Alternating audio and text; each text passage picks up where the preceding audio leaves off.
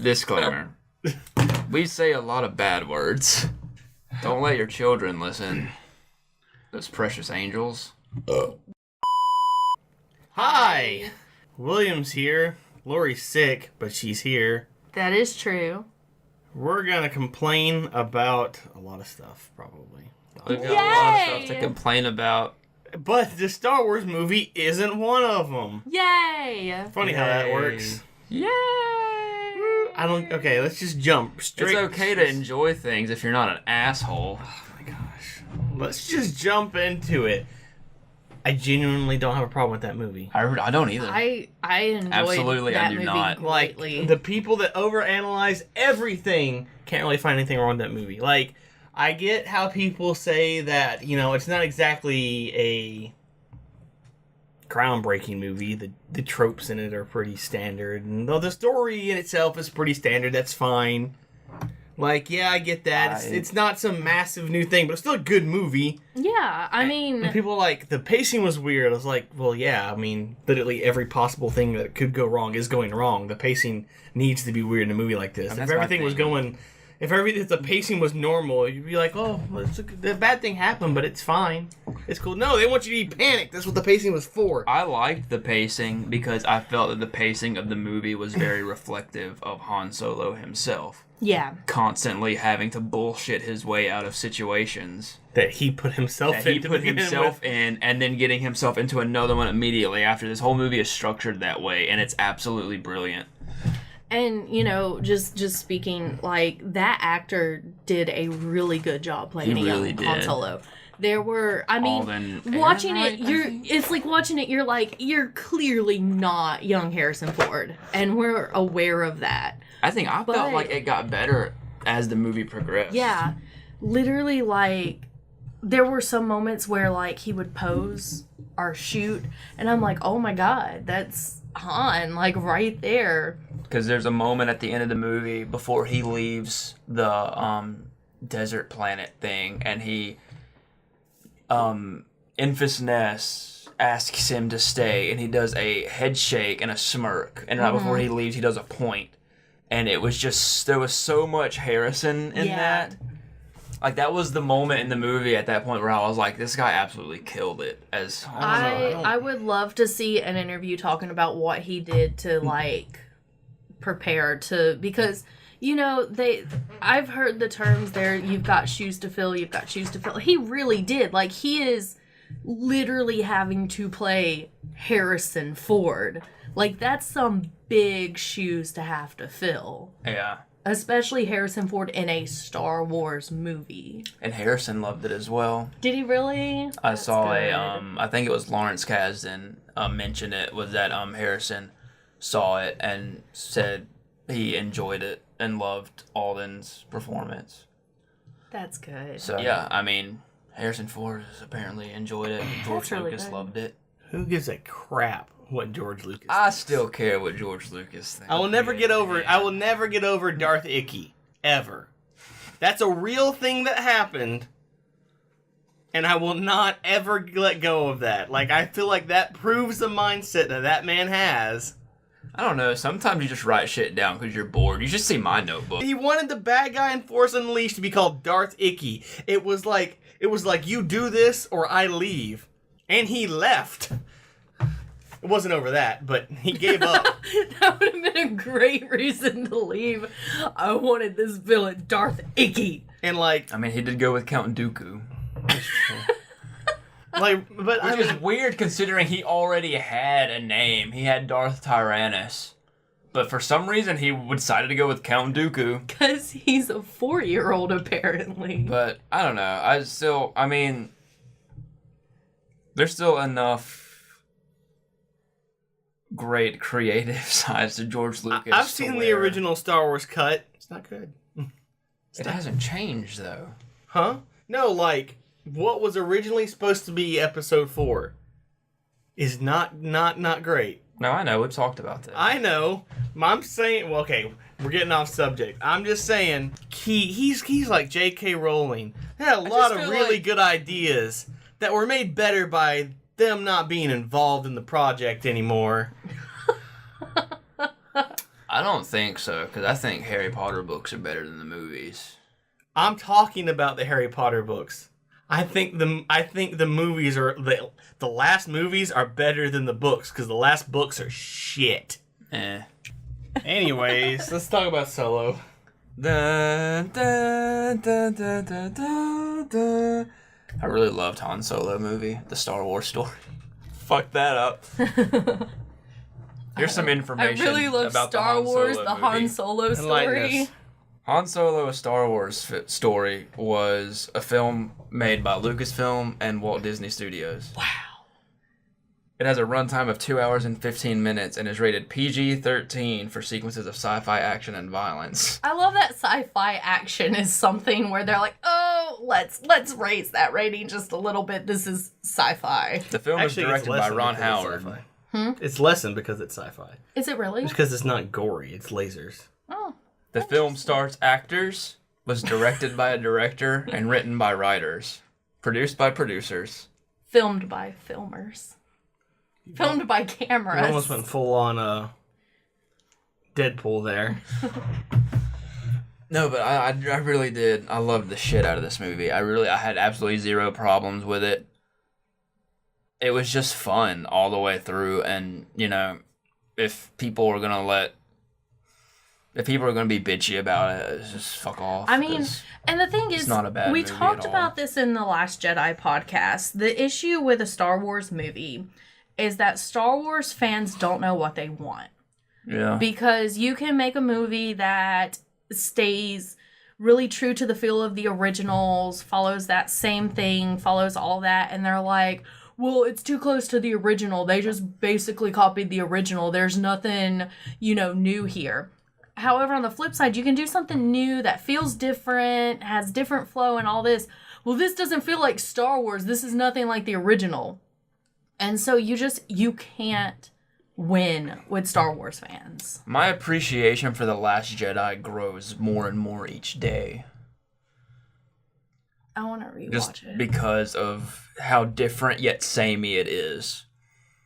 Because it has all the elements that make Star Wars Star Wars.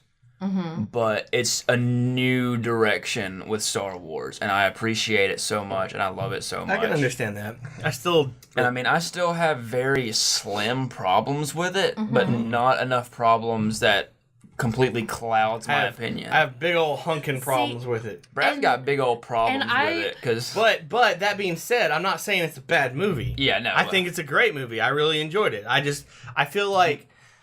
here's the difference. I think those problems didn't make the movie worse. I just felt like there was a lot more potential in that they didn't act on. They didn't go hard enough on a lot of things they should have, and it really took away from the movie. And that's kind of one of the that's interesting that's one of the reasons you hate it, or not really hate it, but that's elements you dislike. Yeah. But those same elements are the reasons why I liked it. Mm-hmm.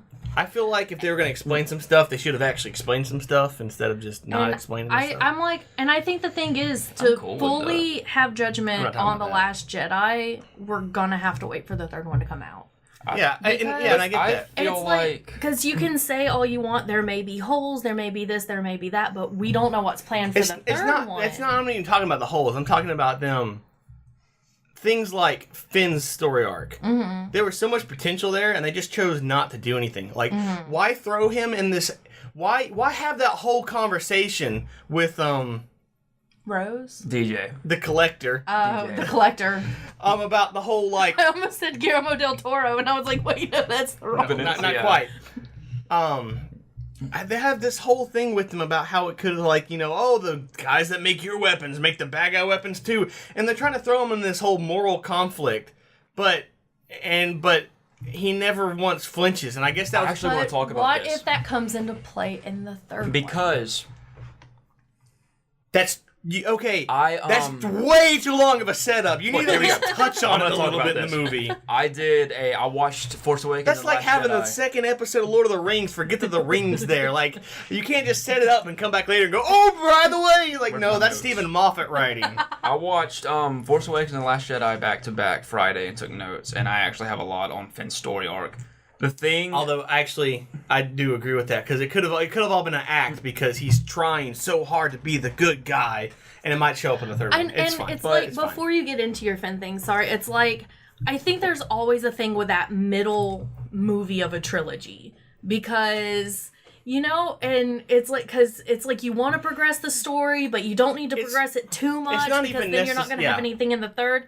So I always feel there's something with middle stories. It's not even necessarily the middle movie, but one of them in the trilogy is going to suffer. Like, if the second one explains a lot of the stuff, and the third one's just kind of empty, I get it. I think that the middle one's kind of like a middle child in a family. Well, that comes down to the types of trilogies, you know, because you have, like, the episodic trilogy, like Iron Man 1, 2, and 3, share the same story, but they're very different. And this is a space opera. I was like, I almost feel like we can't count MCU stuff, because even though there's Iron Man 1, 2, and 3, Iron Man's in this, and this. That was just an example. But like, this is a space opera. This is one movie cut into 3 parts. Yeah. You need to treat it like that. So, like, you need to progress the story evenly through all of them. But it's like, I mean, you know, otherwise you end up like the first the Two movie, Towers. You get your introductions and all that. So, you know, the second movie, you want to progress that story with the characters you introduced in the first, possibly introduce new That's ones. my problem. But you don't want to progress it so far that you have nothing for the third one. I don't know if have you seen The Force Awakens? Yes. I don't know. No, that's because I was going to say that's why I like these so much, because this is what got me into Star Wars. My problem with the second one is that it's supposed to be a space opera thing. Mm-hmm. If you had not seen The Force Awakens, at no point in The Last Jedi would have you been confused. None of it matters. Not a single thing. The only thing you'd be confused about... movie. Yeah, the only thing that you'd be confused about is, like, why did Finn wake up in a hospital bed? That's it. Yeah. That's all you need. That's one of my main problems. Well, okay, before I go into Finn's thing, my thing with The Last Jedi is because they hired an auteur like Rian Johnson, you don't get that plot-moving story that it's more of a character study, almost. Yeah. And that's kind of what my appeal to it was, because that's the same way I write. Because most of my scripts that I do in films I have planned is story that surrounds character. Mm-hmm. Basically, character, action, and reaction moves the story forward. And that's kind of what's going on here. And I think why it was so divisive, because there's not much story. It's just character actions progressing the plot. Yeah, but the problem with the trilogy is that becomes a character dump. Like, you get movie, and see, and like I said, in an episodic kind of thing, that's great. This movie's different than that movie's different than that movie, but that's not what this is, and that's why I don't think it worked as well for some people, because this is supposed to be a continuation, not a new story arc, and it was, but it also wasn't. There's a little bit of the same, but my thing with Finn's story arc in The Last Jedi is it doesn't work, because from the very beginning of Force Awakens, Finn's character is never written, acted, or directed the way they want or they need that character to be for that specific story arc. Because they want to do this thing where they act like Finn's on the fence about joining the Resistance or leaving the Resistance and looking after himself, but never once in either movie does Finn act selfishly. Except for the very beginning of The Last Jedi when he tries to leave. Yeah, that's the only time. We needed more of that. Everything he does in the movie is for good. Even the point of DJ's character, because it would have been much more interesting if they would have kept him on the fence. That way the dynamic he has with the optimistic and good Rose and the neutral opportunist DJ means a lot more. Yeah. Because that character arc that they were trying to go for after DJ betrays them, where Finn's like, you're wrong, after he tells them, you blow them up today, or they blow you up today, you blow them up tomorrow. It's supposed to be Finn's big moment where he finally picks a side. Mm-hmm. But he already does that at Canto Bight, where he makes a big deal out of, it made me feel good, making them hurt. Mm-hmm. You know, like that he goes through his entire character arc during that scene of the movie. So it doesn't make any sense for him to have that same character realization again later on the big Star Destroyer. Yeah. It's just, there's just so many confused ideas and direction in Finn's character. and it sucks because it makes. Because Rose, I don't think Rose is a bad character. Yeah. But because they write Finn so poorly, it makes Rose look poorly. She didn't really fit anywhere. Like, she was an unnecessary character because at no point did he ever actually need the help deciding. It's like exactly. There was a really... I think there was something really good there in the beginning because, Rose lost her sister. Her sister sacrificed herself for the resistance, for the cause, and everything. And so for her to see Finn, who's supposed to be this big hero and everything, running away when she just lost her sister. Yeah, that's the only good part of that. Like, they should have had that dynamic through the rest of the movie until she saved him, and then when she saved him, you'd be like, oh my god, but then the thing you don't have I that. think Rose has a great character arc throughout this movie. You just don't notice it because you're so focused on Finn.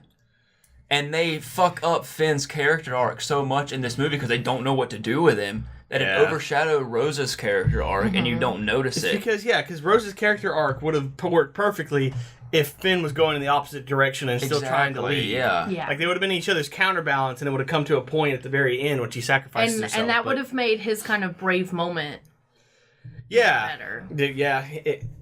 Actually, the way they went with Finn, having him die at the end would have been the perfect resolution. Like, that's the way they should have ended it if they're going to kill him. I would have died on the inside. Well, that's the way they wrote his character. The weird thing is, it's like they couldn't decide which way they were going with it. Rewatching that movie, I realized that Finn's sacrifice wasn't to top off his character arc, but to complete Rose's character arc. You just don't notice it because Finn is our protagonist, not Rose. Exactly. It's the only thing we agree on about this movie. But so because Finn doesn't die, he doesn't get that moment. You think, oh, they fucked up Finn's character arc, not realizing they'd completed Rose's character arc, and so it just I didn't notice it until I rewatched it Friday and I actually paid attention to it. If he'd been trying to leave and she was the counterbalance, it would have been like, oh my god, she saved him, but it turned into this she died and there was that really awkward kiss. That was weird. Yeah. Yeah. I wonder if she actually is dead though. That's my biggest thing is they never because it never actually gives you permanent. Oh yeah, she died. She just he brings her body onto the ship. So I don't know if she's dead. She comes back as a Force ghost. Yes, Force Ghost Rose. Yes. Stop killing what you hate, Finn.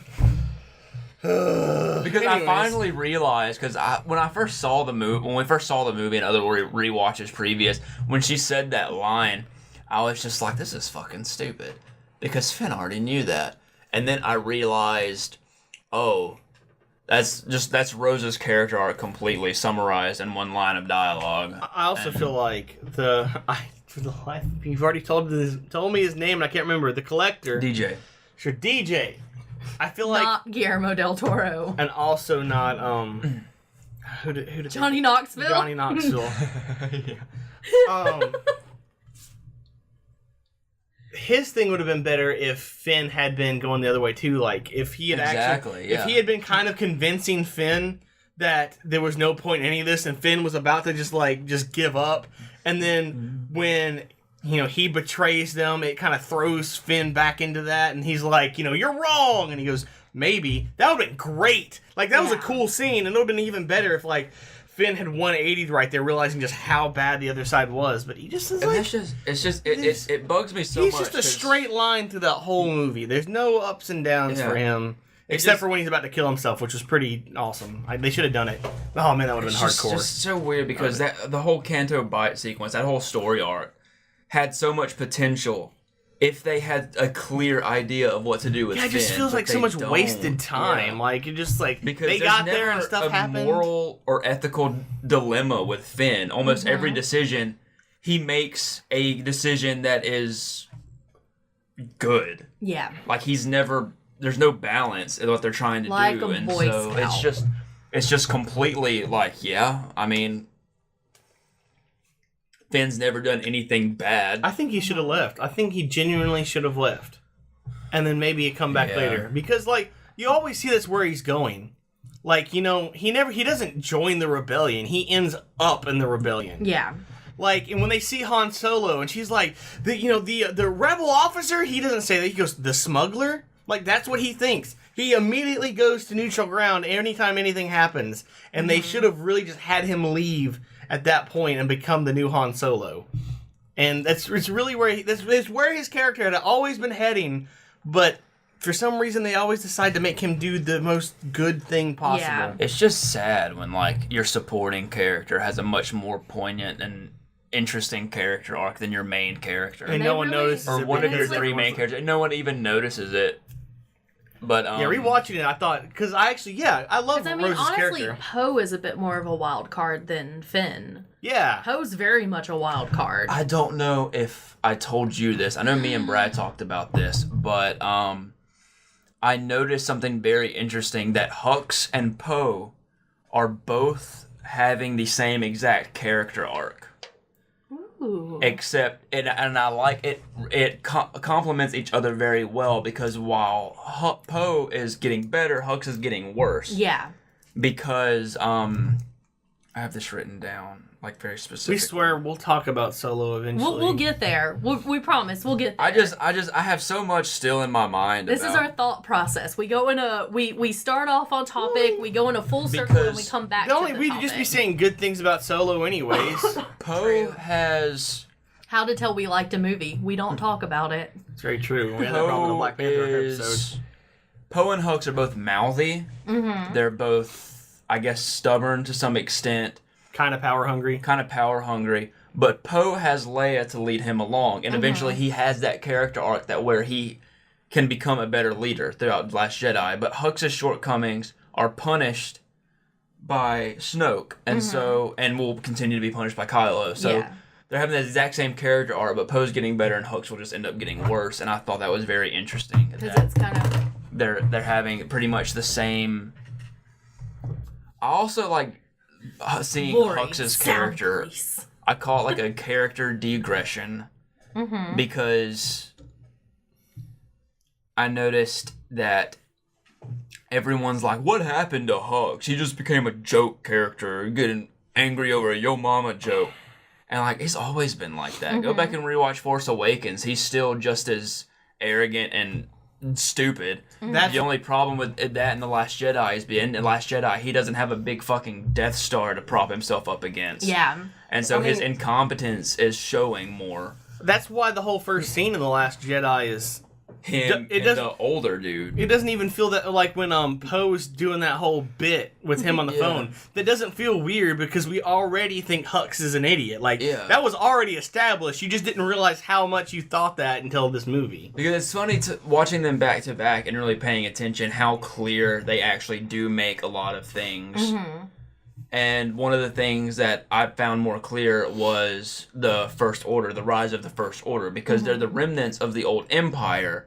But because there's only so many left alive from that era, everyone else is just young, power-hungry, thirsty youngins. It's like, because somebody mentioned that it's like in the original Star Wars, you had kind of, they symbolized like Nazis. Yeah, it was all World War II. However, in this new one, they're no longer symbolizing that same thing. They are symbolizing neo-Nazis. These are people who saw what happened before, saw the terrible things that were done, and think, yeah, that was a good idea. Let's do that again. That's a good idea. It's like, if I did that, I'd have power.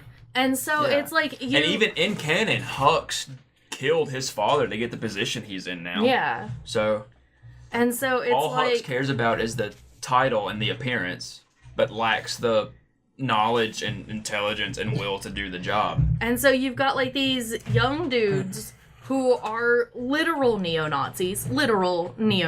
Yeah. Who are taking themselves so seriously when honestly they're just really oversensitive babies. They really are. And like, I thought you see them having tantrums. You see them getting mad at like stupid little things. Yeah.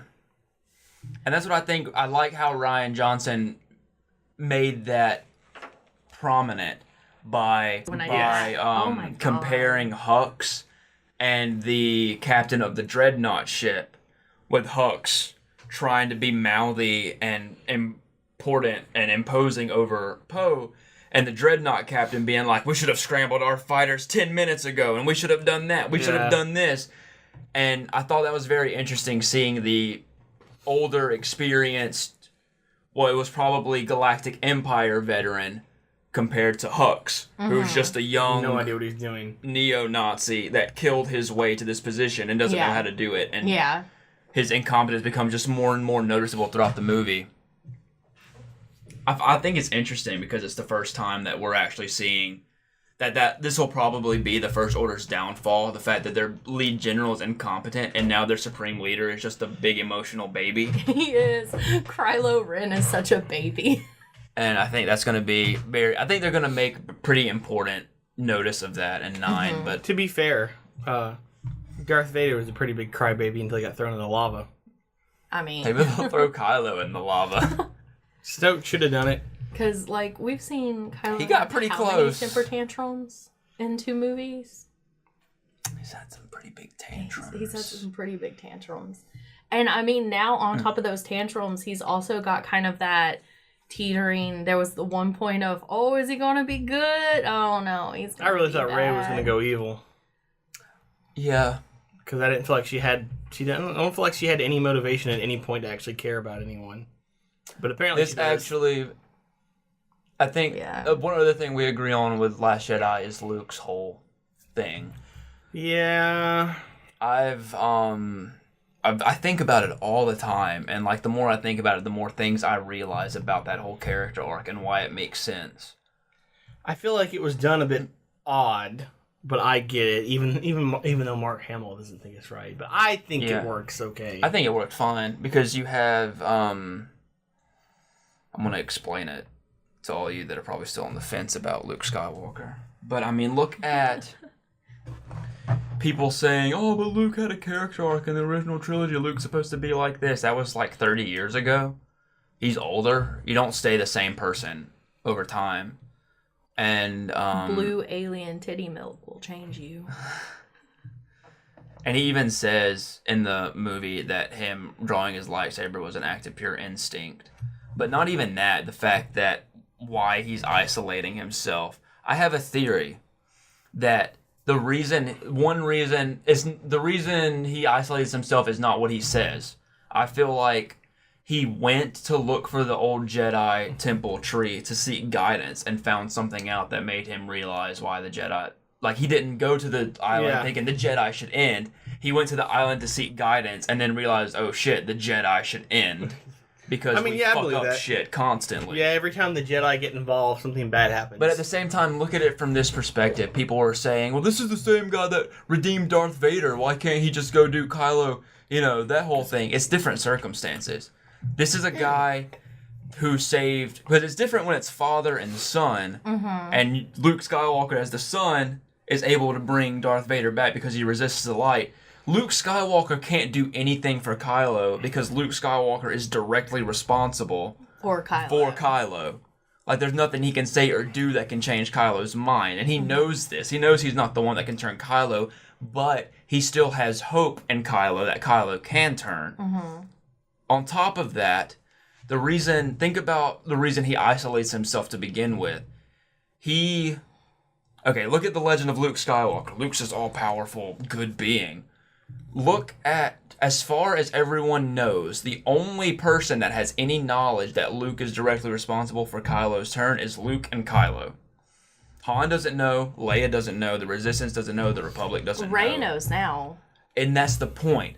Rey is someone that knew the legend of Luke Skywalker and believed in Luke Skywalker. Look how quickly she turned on him when she found out. What he did. Now imagine what Han and Leia would have done. Imagine what the Resistance and the Republic would have done. Mm-hmm. Every single person Luke knew in his life and loved would have turned on Luke because of that. It continues on. The Skywalkers continue to ruin the universe. The only thing he can do is isolate himself and stay out of the fight because he knows anything he can do at this point will just make things worse. It's worse than that because, like, the Skywalker line has repeated history because that's exactly what Anakin did, was slaughter a bunch of children. That's why I think Luke's reaction was understandable. Like, his father killed just tons of children to do this, and the person, that guy's grandson, just does the exact same thing. Like, he just slaughters all these children, so he's probably worried about his whole bloodline, period. Kylo literally, his first action was to repeat how his father became evil, and I mean, and that's it's rough. like, Luke almost killed a kid. Kylo was really young when Luke went to kill him. Yeah. Yeah, exactly. So maybe it's just something about being a Jedi. Makes you just want to murder children, apparently. But... And then you have the whole thing with the problem with the Jedi. To end. The whole problem with the Jedi is that the Jedi focus only on the light side of the Force. Yeah. And that's my favorite part of The Last Jedi. Which Rey doesn't, which is actually really interesting. Yeah, is Luke having her tap into the Force and being like, this does not belong to the Jedi. This is a force of nature. And I like the fact that they're going that route with Rey where she's just a neutral. She doesn't, because she's not taught that whole, there's a light side and a dark side. Yeah, I think that's what the whole space anus thing was supposed to represent. Yeah, that was the thing. And her going to the dark side of the Force and being like, it's not for me. Yeah. Well, and the thing she didn't shut it out. She just chose not to use it. Yeah, and difference. It's like, I mean, she went to it, and it's like she wasn't scared of it. She was like, oh, okay, that's there. All right. But that's also one reason where I think my problem with the way they have it now, they might reveal it all to be a lie, but as of right now, Rey's parents were no one special. And under normal circumstances, I would be okay with that. Except, it's brought up in the first movie, I don't even know how many goddamn times. It's actually not brought up that many times. It's brought up quite a bit. Like, the flashback would have been completely unnecessary if it wasn't going to come up later. Like, that weird scene with Han and little bug-eye lady. Actually, that is a complete Mandela effect moment. Because... for some reason, I've always thought about that scene specifically and thinking about Han's reaction to that question. I don't know what his reaction is. There is not one. I know. I just mean the question in general. Like I guess that was a setup for later. Maybe. But not even that. Her being so strong with the Force, they need to explain that some way other than magic. Because that's why I thought the parents were going to be something important. Because she's like, oh, she's powerful because of this, blah, blah. It's like, Luke was the most powerful person in the universe, and even he had to train. He had to train for a whole movie. A whole movie he was being trained, and he still kind of sucked. In real time, that was like a week. Doesn't even matter. He's still trained, and Rey is just magically better than him because of reasons. I wouldn't say she's better than him. Before she went to him, she mastered 2 Force tricks, and they're like the easiest Force tricks in the book. They're the same Force tricks Luke mastered before he went to go visit Yoda. At the end of the movie, she raises all those rocks, and like... At Last Jedi, yeah. Yeah, and Luke could barely lift up his ship out of the swamp. I think that's going to come up later, though, as something being very important. Maybe. I don't know. I feel like either there was a lot of things that... Ooh. There was too many mentions for it not to matter. And then, like, if it didn't matter, why mention it at all? One interesting... Like, why have that? That story arc led to nothing. So why bother having it? I noticed in Force Awakens that I thought was interesting. I think the Force is acting on its own will. I've been telling you that for years. And I didn't notice it until I rewatched Force Awakens and realized the scene where the lights at the end, where Kylo's force pulling the lightsaber to him and it goes to Rey. Rey wasn't pulling it to her. Her hand comes up as the lightsaber comes to her, and she looks confused as shit. And I was like, holy fuck, how did I not ever notice that? I literally said, I had this thing. We sat down on that table over there and talked about this before Force Awakens even came out. Yeah. Because it was just why I was arguing that's why it was called Force Awakens. Well, I was because the Force having a will of it's acting on its own will. If the Force is acting on its own will, then that answers your things about Rey. Because if the lightsaber comes straight to her without her trying, then she's gonna be able to do stuff. Yeah, and that was my point, though. That was why I said it needs to be explained more than just magic. It's a 3rd movie. Yeah, but that doesn't make that doesn't change the fact that the explanation is still just magic. Like. That is Moffat level writing, and I'm not okay with it. I don't know. Apparently, if you explain the Force as any more than just space magic, people get all pissy. Well, that is true. But my point is like her story arc of her not wanting to leave because of her parents. None of that came to fruition in any way. Like, had you not mentioned that anywhere, the only thing that would have changed is... That was the biggest part of her character arc, though, is realizing... It didn't matter. Yes, it did, because she's so dependent on other people, and her character arc in Last Jedi is learning to be more dependent on herself instead of other people. That's the whole point. The movie starts with her being completely and 100% dependent on only herself. Like, she literally is feeding herself. She is never dependent on anyone else except for when they tell her. Emotionally dependent. Yeah. There's a difference between being phically dependent and emotionally dependent. I get that. At the beginning of that movie, she is emotionally dependent on Luke. I know, but it's still like, That's the whole point of the butthole She force literally cave. follows him around for half of this movie while he ignores her because she's so dependent. Then they should have done that better. Him. They didn't need the whole lost parent story arc. They didn't need to hit it so hard. If that was the only, they could have done that in so many better ways. But I think they did it because they wanted to try and hit the audience just as hard as it hits Rey. Because there's all these theories, all these questions, and Rey's got that same wonderment, and then it's just like, your parents were nobody. And it's, I think, meant to hit the fans just as hard as it's meant to hit her. Because obviously it worked because you're still hung up on it too. Well, no. So my problem with it is that I just feel like I really, really, really don't like erroneous aspects. It's why I love Black Panther. There's not a thing wasted in that movie. So, like, in a 3-hour movie, don't waste my time. That's my problem with The Last Jedi. There was no reason to have them go on that stupid planet. Because nothing happened on that movie mattered because the story arc they were trying to go for, they decided not to do. Yeah. And so it's just a waste of my time, and I can't stand it. And that's my problem with Rey's whole story arc. Like, they spend so much time on it without explaining it in any good way that it could. And that's also my problem with Snoke. I get why he's there. I get what they were trying to do, but they should have either done it more or not at all. Like, they kind of half-ass a lot of things in these movies, and it's just time wasted for everyone. Like, Snoke... I feel like Snoke has more important presence in Last Jedi than he does in Force Awakens. Yeah, I agree, but I feel like the way they did Snoke in the first movie is so weird compared to how they did him in the second movie. Like, they tried to make him this dark and mysterious kind of dude, and then he just becomes some jackass that gets killed in the second movie. And I get what they were trying to do, but I don't think they did it well. I think they could have done it better. Like, more should have come out of that. Yeah, I feel that, but... Like, I totally get that.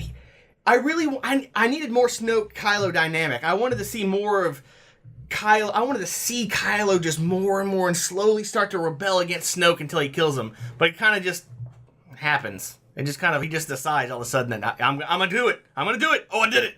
And it just kind of happens. And that's my problem. And I feel the same way with Rey's thing. It's like, oh, there's this thing, and then they kind of forget about it.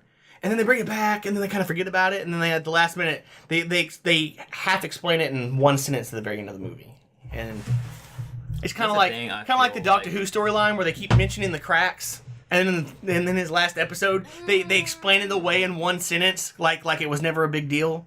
I think that The Last Jedi deserves a bit more credit. Oh, I know, but it's the same kind of thing. It's like they forget about it, and then they mention it again right there at the end. And it's fine. And I guess that is what they were trying to do. They were trying to make you feel emotional about it. But I never did. So maybe that's my problem. Maybe I'm heartless, or maybe they I was going to say, maybe you're just heartless, Brad. But so many people didn't either. Maybe they're all heartless. You're all heartless. Again, they should have done it better. They shouldn't. I'll have to ponder this on a way they could have done it better. I just don't feel like they hit it hard enough.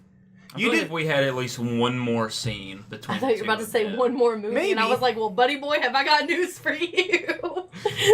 You know what we probably needed? What? A book. We needed a scene at the end, with Rey attaching to Leia, just to prove that she just attaches to the closest person whenever she goes, because I would have seen that more. I think because you see it with like that just goes against her character arc completely in Last Jedi. I know no. That would be her breaking away from that, though.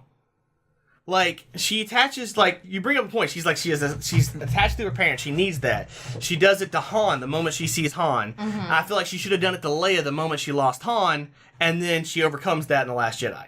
She kind of does that. Yeah, but that's the problem with this movie is they're always like, they kind of did it. They do it. They just don't put enough focus on it. Yeah, there's like they're so scattered. But I think there's too many characters. I think they're trying something new and they just didn't quite hit it on a lot of stuff. It's like Kylo's temper tantrum could have been 30 seconds longer each temper tantrum, and that would have added a whole nother scene we could have added with Snoke. It's like they threw a dart at the dartboard and they hit yellow instead of red. It's close enough, but it's not exactly. Yeah, I mean, and really, all of this is just massive nitpicking. We enjoyed Solo, so we're gonna nitpick The Last Jedi instead. Well, we're doing exactly what people do to Solo. So, are we any better? Yeah, but at least we're not harassing. Yeah, we're not harassing other people, and I still think they're great movies. Unlike most movies that, like, out of 10, I'd say these are probably 7 to 8. But unlike most 7 to 8 movies, they could have been 10. They had it there. They just didn't quite know what to do with it. Mm-hmm. And The Last Jedi went through so many different hands that... The funny thing is, most of the stuff in Last Jedi that the fans complain about are explained in the books. So don't call yourself a fucking true fan if you're... See, that's my problem. About this. Go read a fucking book. See, that's my problem. If this is explained in the book, it should have been in the movie. Like, what the heck? Like, people are like, how did Snoke get the First Order? Go fucking read the Thrawn trilogy. I'm pretty sure it happens the exact same way it happens there. Got to talk about Solo somewhere in this Literally podcast. Both. The biggest complaints I see is, how is Snoke able to rebuild the First Jedi, or the First Order in such a quick amount of time? And how does that hyperspace kamikaze work? Both of those things are explained in Heir to the Empire. Go read the fucking book. Are you gonna read the I don't have a problem book with that this. goes with Solo? I think it's a prequel to Solo. There's a Solo book? Yeah. I didn't know that. Yeah. Let's talk about people's complaints with Solo. Okay, this isn't the Han Solo I know. You're right. It's not. Congratulations, you picked up on that. Well fucking done. It's a prequel, dumbass. And they're like, because you literally see him go from happy, optimistic, we can do whatever we want, to in my experience, there's no such thing as luck. You see that happen. You see just everyone betray him. And at the end, like, people are like, oh, he's still peppy at the end. It's like, yeah, and it ends with him going, oh, I'm going to go work for Jabba. This is going to work great. It's like, you're missing a crucial part of the story there. Like, there's one more story, and you already know how it ends, and that's how he becomes the Han you know. Which is actually interesting. That means the Han we know is pretty recent. Like, he only recently became like that. Oh, yeah. Someone told me that this movie takes place 10 years before New Hope. Yeah, and so, in the thing that happened with Jabba, he's still paying that off, and so it had to happen at least semi-recently. Which is actually kind of interesting, which means the Han Solo we know and love is actually... only recently became like that, so he's not really like that, which is why Han at the like in the last movie, Empire Strikes Back, and even before that, that's why he acts so much different than he does in that first one. Like, you actually see him become better. He's actually becoming his normal person. Two things I really loved was the relationship between Tobias and Han Solo. Oh man, I'm about to freak out here in a so second. reflective of the way he treats Luke and the way he treats Rey. Yeah.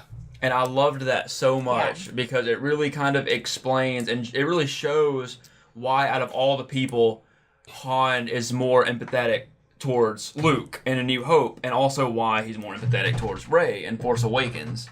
Because he's been in their positions and he knows how much it sucks to get left behind and betrayed. And so it really explains that. Why did Han even show up at the end of New Hope to help blow up the Death Star to begin with? Yeah. This is why.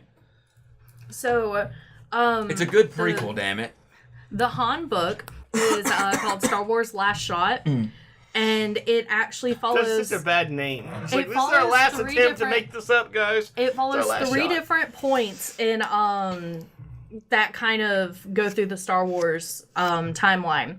Part of it takes place before Solo, and it kind of focuses on Lando and L3. That was a weird dynamic. Part of it takes place between Solo and A New Hope that focuses on Han and Chewie. Then the last part of it focuses post Return of the Jedi, and it focuses on Han, Leia, and a very young Ben Solo. Aww. One thing Don't Ben Solo. You're allowed to all Ben Solo. No, you don't are not. all Kylo One Ren. thing You don't all Anakin Skywalker. is I don't that know. I know some people who do. I watch the prequels. You won't. they Have you seen the- make a lot of references to things that in the OT that I didn't even notice at first, and that I actually had a conversation on Reddit with a fan about.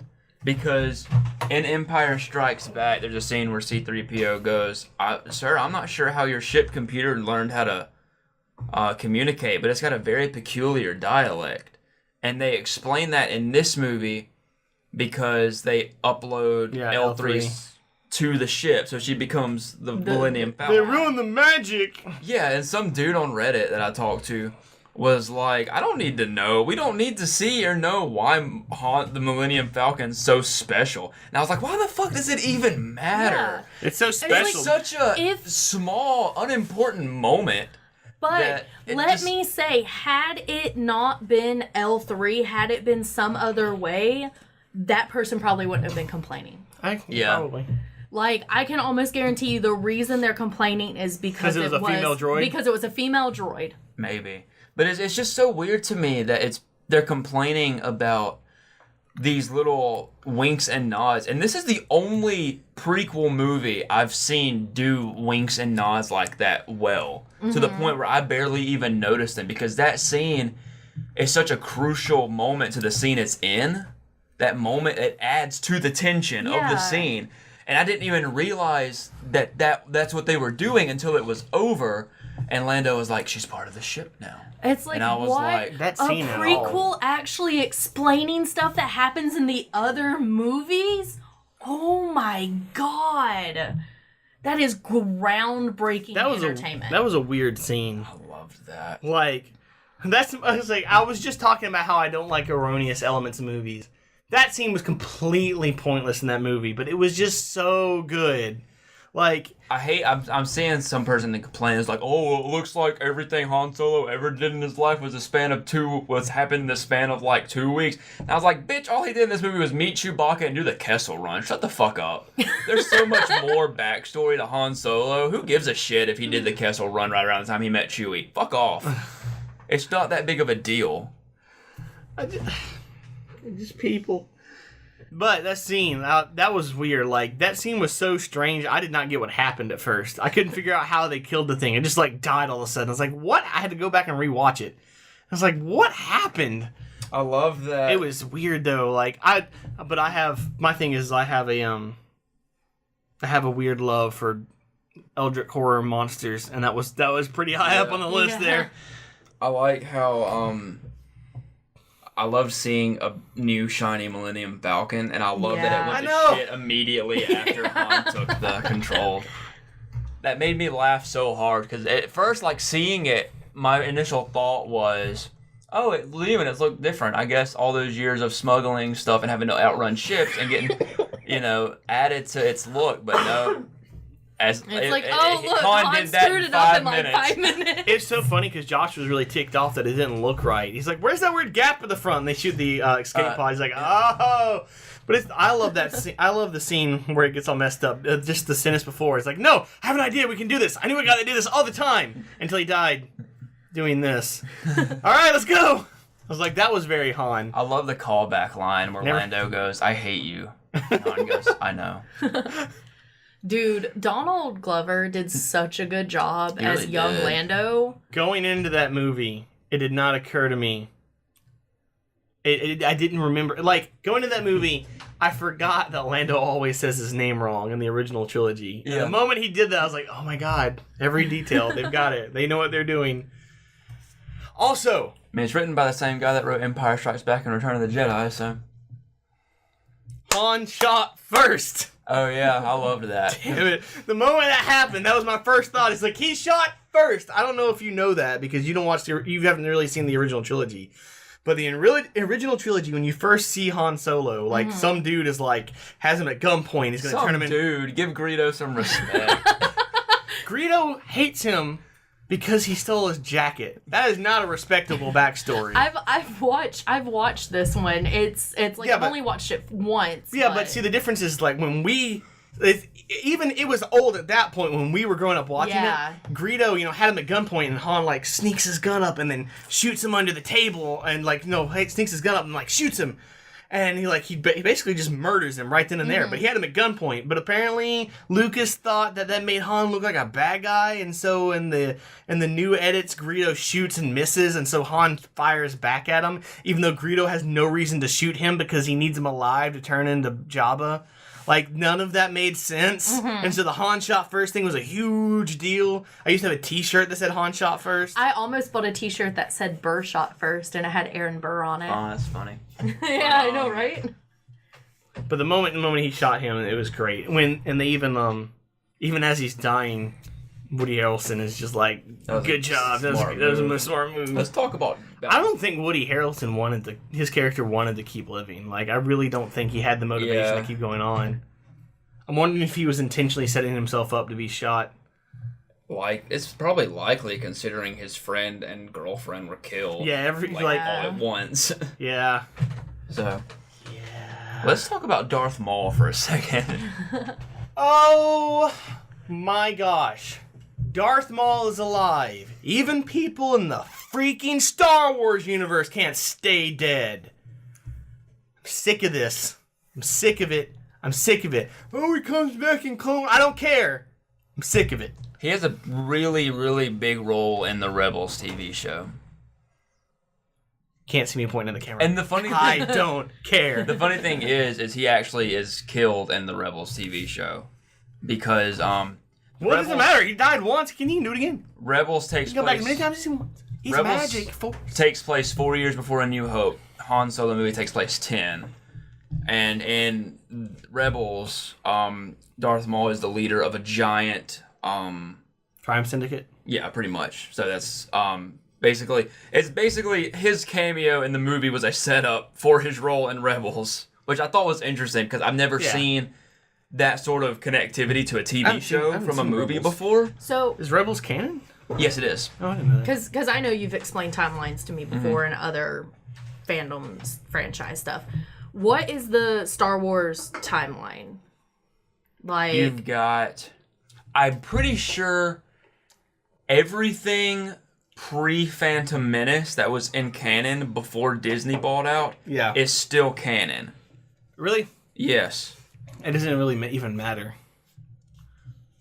To some bit it does because you still got, you still get Bane, you still get Revan, Malak, all those people. But for the most part, it's just completely, unless that's going to come up in the new movie with Snoke. Well, I know that Jon Favreau is making a Star Wars TV show that takes place in the Old Republic. That's interesting. So hopefully we'll get some ties in with that. I have faith in him.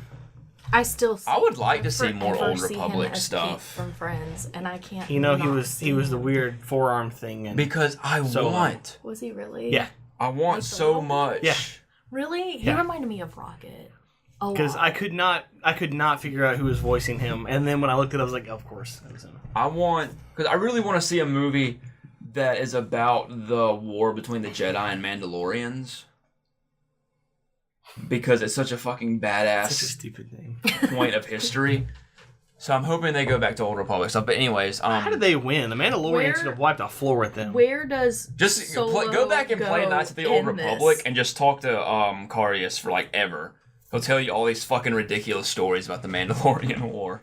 Out of the movies, where does Solo fit in to the movies? You have right before Phantom Menace, Attack of the Clones. Okay. So it's right there. Well, it's before Rogue One. 10 years before Rogue One. Okay. So you've got Revenge of the Sith. So you've got 10 years. You got Solo. Stop hitting the table. The prequels, Han Solo, Rogue One, the OT, and the sequel trilogy. Okay. I didn't know where it fit in. The Clone Wars TV show is in between episode 2 and 3. The Clone Wars TV show, the Rebels TV show, Star Wars Battlefront 2 game. I'd imagine the original Battlefront 2 is probably still in canon as well. I don't know. Doesn't really matter. Not a whole lot of story happened in that. Yeah. It was mostly, the only story in Battlefront, the original Battlefront 2, was the 501st transition into Galactic Stormtroopers. Yeah. So, I mean, you can still count it if you want, because it's not really that much of a big deal. Isn't the 501st the same number as Bucky's regiment? Is it? I don't know. I don't think so. I can't remember. Anyways, and then Steve's parents were in. if you want to read the books, there's not a whole lot of them out. Well, there's quite a bit, but still not a whole lot.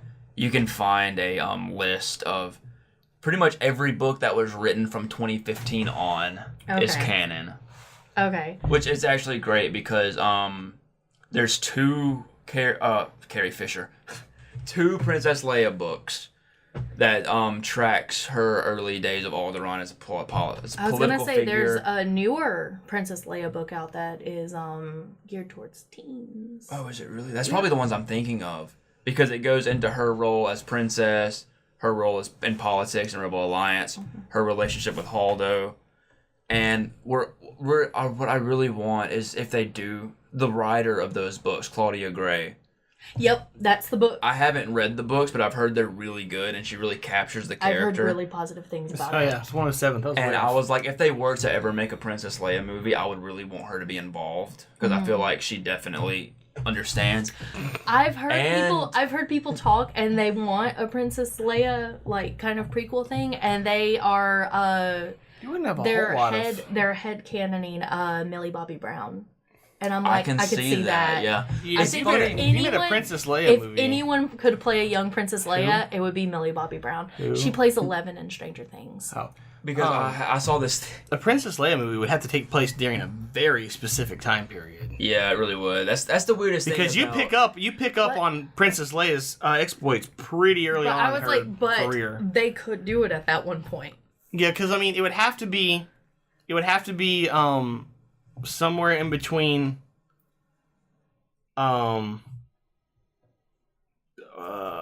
Palpatine taking over as the Senate leader and episode 4. But she picks up right on episode 4 and she gets caught right there. It's a very, very short time period. The Han Solo movie only covers a very short time period for Han. But if he has more time, she's only like, what, 18? She's only supposed to be like 18. She's very young. She's still a baby at that point. It would have to be like 2 years before it could be more. She's basically... And it'd be a really interesting time period. She's 10 years old around the time Solo takes place. So the thing is... I definitely wouldn't mind a Princess Leia movie because I feel like if we got a Han Solo movie, there's no reason we shouldn't get a Princess Leia movie. But at the same time, I feel like we also don't need a Luke Skywalker movie. No. Because that's what Star Wars is? That's basically what Star Wars is. Yeah. And the thing with Princess Leia, like I said, I wouldn't mind a Leia movie, but just what would you do with it? Where would you put it in the timeline? Because... Well, everything seems to be going into this one little area. Pre-New Hope would just be... It would be the beginning of the rebellion.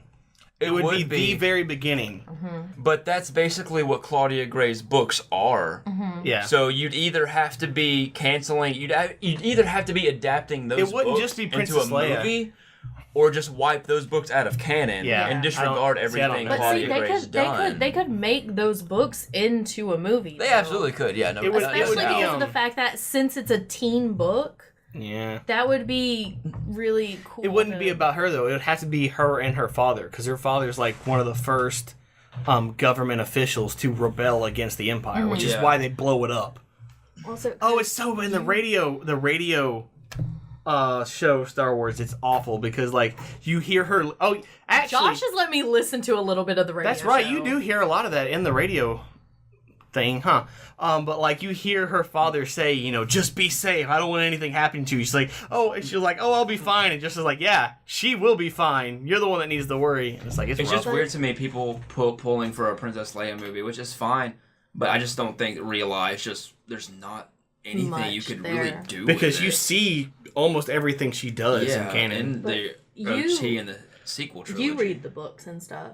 There is a Canto Blight book. Yes, there is. Have you read it? I have not. Okay. Neither have I. I actually haven't gotten around to reading any of the new canon stuff because of money. Because I was like, I wonder if that book will cover in what you complain about. To get that around Canto Blight didn't really have anything. Yeah, I mean, there's so much they could have done with that, but I feel like it was just kind of moot. Yeah. But I love when you talk about Princess Leia, it's hilarious to me because when you watch episode 4, she's like, "I'm on a diplomatic mission. I don't have any part of this," and you don't know.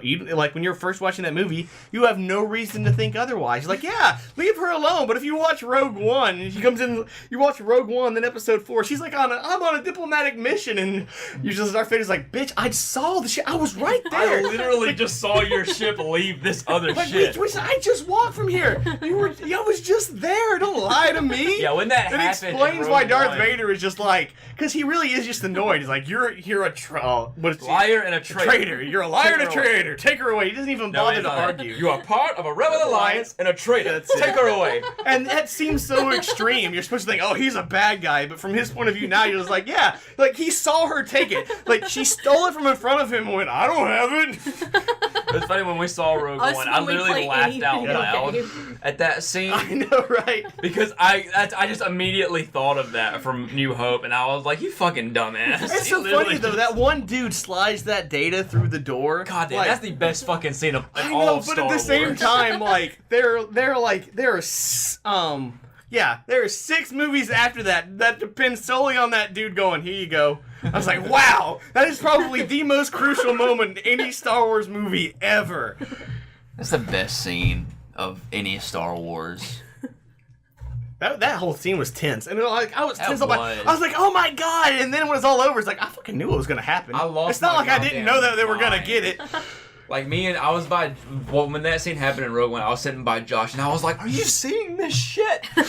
Like I was so excited. I was like, "Oh, fuck!" I can't believe people didn't like Rogue One. It just blows my mind. There was so much good in that movie. Granted, see, that was another really character-driven movie too. It really was. But I'm okay with that because it fit. It was its own singular little story. And then people are like, "Oh my gosh, they died! It's awful!" It's like they tell you they die in episode 4. Like they straight up say people die getting this data. We knew they were gonna die. Is that I liked Rogue One. I felt like a lot of the character arcs and character development wasn't fully realized. That's fair. But I understood it enough to not make a big deal out of it. Yeah, I mean. Yeah, because they only had the one movie, and they already established that there were a bunch of characters in this before the movie was made. Yeah. And so they were doing what they could. It's so weird that I'm forgiving it for something I just complained the other movie about. But the other movie has 3 movies to do it, and this one did it in 1 and did it better. I like seeing a new Star Wars movie, but it still looked like an old Star Wars movie. Like they had the same old technology and everything, other than like the prequels. The prequels they try to make look so advanced, but it makes the technology layout makes no sense. It's like watching which I guess you can maybe Avatar. You can maybe explain that away as saying the rebels are so absolutely funded that they're having to. But it doesn't even matter though because in Rogue One that technology was owned by the Empire. Yeah. Granted, it was supposed to that technology and in itself was old. It's just granted the Death Star continuity. Thing in Star Wars, but it's okay. But that happens when you make the prequels. But also at the same time, they never explain it in the movie, but I'm willing to go with it. Is that the way the Empire took over would have just massacred the economy, and so I feel like that shift you're actually seeing the economic downfall that the Empire has caused. Probably definitely adds Which I still think is why in the even newer movies, everything seems worse. The only people you see that are surviving okay are the rich people selling weapons. Because I had that whole theory that, the Death Star was built from them taking stuff from a bunch of different planets. Mm-hmm. And they probably didn't pay for cash up front. It's probably a payment plan over time or somehow, however the Empire's going to do it. So if they blow up 2 Death Stars, that's the entire galaxy out of money. Like, Luke destroyed the economy everywhere. Which maybe is why he went and hid and trained people on another planet. Because the people that were part of the Empire that didn't see it as a bad guy, which there would have been a lot. Because you have to remember, the Empire didn't just take over. The Empire was the government, and they just phased out the other things of government. So it went from, they're sentenced to, well, this is our king now, but things are running pretty well, so it's fine. And it's like, that's a literal thing that happens is day-to-day life under like a government like that doesn't change much. You still go to work, you come home, you eat your meals, people who live a day-to-day life, for the most part, are not going to notice a lot of things. Which is also why I think... And it's the same as, like, you put a frog in water and you slowly turn up the heat. He's not going to realize what's going on. It's a terrible analogy. Have you never heard that? No, but... You turn it all the way... Or you try and put a frog in boiling water, the frog no, I jumps totally out. get it. You put a frog in, like, regular water... I totally understand it. It's just horrific. That's why it's a literal analogy that's been around for ages. But it's still awful. I've heard that in, like, middle school. Yeah, but still it's like, oh, it's the same as murdering a frog. Yeah, I mean, well, it's murdering a bunch of people. Yeah, like, I know. I never heard it before. A fascist dictatorship starts growing slowly. The people don't notice that much. The prequels are bad because there's such a good story in there. Just honestly, it's not. The prequels are fine. Anakin is bad. He's a terrible written character that is terribly written, terribly. And then other little things like that 20-minute cafe scene in the Clone Wars, which I'll never forget now because, like, I used to love the Clone Wars, but I hadn't seen it in a long time. And he mentions that scene. I was like, I don't remember that scene. No one remembers that scene. Everyone that watches that movie has blocked it out. Because it's so pointless. He goes to like a 50s diner owned by a giant frog and talks for Obi-Wan. It's so weird. It's the weirdest damn thing I've ever seen. How are you doing, old buddy? It's so strange. It is weird. That's the weird thing about the prequels is that there's no like aesthetic continuity. Granted, I think between the prequels and the... There's no aesthetic continuity between the prequels and the prequels. Yeah. Which I think is intentional. Because that's why I think Phantom Menace is the best. You're in this melting pot kind of place, so it should look different. Because Phantom Menace did new stuff while maintaining that aesthetic, and then fucking Attack of the Clones or Revenge of the Sith just went complete different direction. I still haven't seen Revenge of the Sith. It's not bad. People go, you haven't seen it? It's like, it's not like I don't know how it's going to end. Yeah, exactly. Is that the third one? Yeah. I saw that in theaters. I remember none of it. I bet that was confusing. Yeah. No. Picture myself. When did that movie come out? 2005. 2005. I was 15. I had never seen Star Wars except on band trips, out of order, bits and pieces from when I wasn't asleep on a bus. My aunt and uncle take me just because it's like, oh, well, take her to the movies. It's fun and stuff like that. I don't know what's going on in this movie at all. And it's so funny. I've seen clips of that movie, and I didn't realize that entire portions of that movie were just 100% minus Ewan McGregor CGI. Yeah. And it looks terrible. It does. It looks bad now. Because I used to complain about people like, oh man, the CGI in the prequels were terrible. We don't want that in our new movies. And I always thought they were over exaggerating. And then I saw clips of the episode 3. And I was like, that's why they're complaining. Okay, I see where they're coming from now. I think they're overreacting, but I see where they're coming from now. I remembered nothing of that movie except seeing a lot of lava. That is literally all I remember from sitting in the theater. Which one is the one where he tries to flirt? It's Attack of the Clones. It's what is it? It's like, I don't like sand. He's It's so weird. Man, he's gotta be the worst flirter. Who wrote that? Anakin, how you've grown, so have you. More beautiful, I mean. That's actual dialogue from Attack of the Clones. What is his whole thing with I don't like sand or... I don't like sand. It's rough and coarse, and it gets everywhere. Not like this. Why do you sound like that? That's how he sounds! That's how he talks! It's so bad! It's so bad! You sound like Tommy Wiseau. There's that weird fucking scene at night where they're by the fireplace, dude, and Anakin's like, "I'm feeling things I shouldn't feel for you, Padme." Dude, if they had, oh, hi, Obi-Wan. Hello there. If they had, what's the word? Yeah, if they had, Tinder back in the Star Wars universe, we'd be watching YouTube Reddit videos of him. It's bad. He'd be the top post in every Nice Guys forum ever. It's this creepiest damn thing. Obi-Wan would kill me if he saw me doing this. And then he's like, yeah, and he goes and murders a bunch of children because some random old dude told him to. Which I guess that makes Kylo even worse. Kylo just killed a bunch of old children because he wanted to. They're animals! And I slaughtered them like animals! I hate them! Kylo Ren might be a crybaby, of just fucking terribly acted but shit. Adam Driver's a fantastic actor. Oh yeah, I agree. I do not think Kylo Ren would work if Adam Driver was not fully committed to that character and a good actor. I think we all would have been better off not knowing that he had the shape of a square. It's really, really disturbing. You leave my child alone.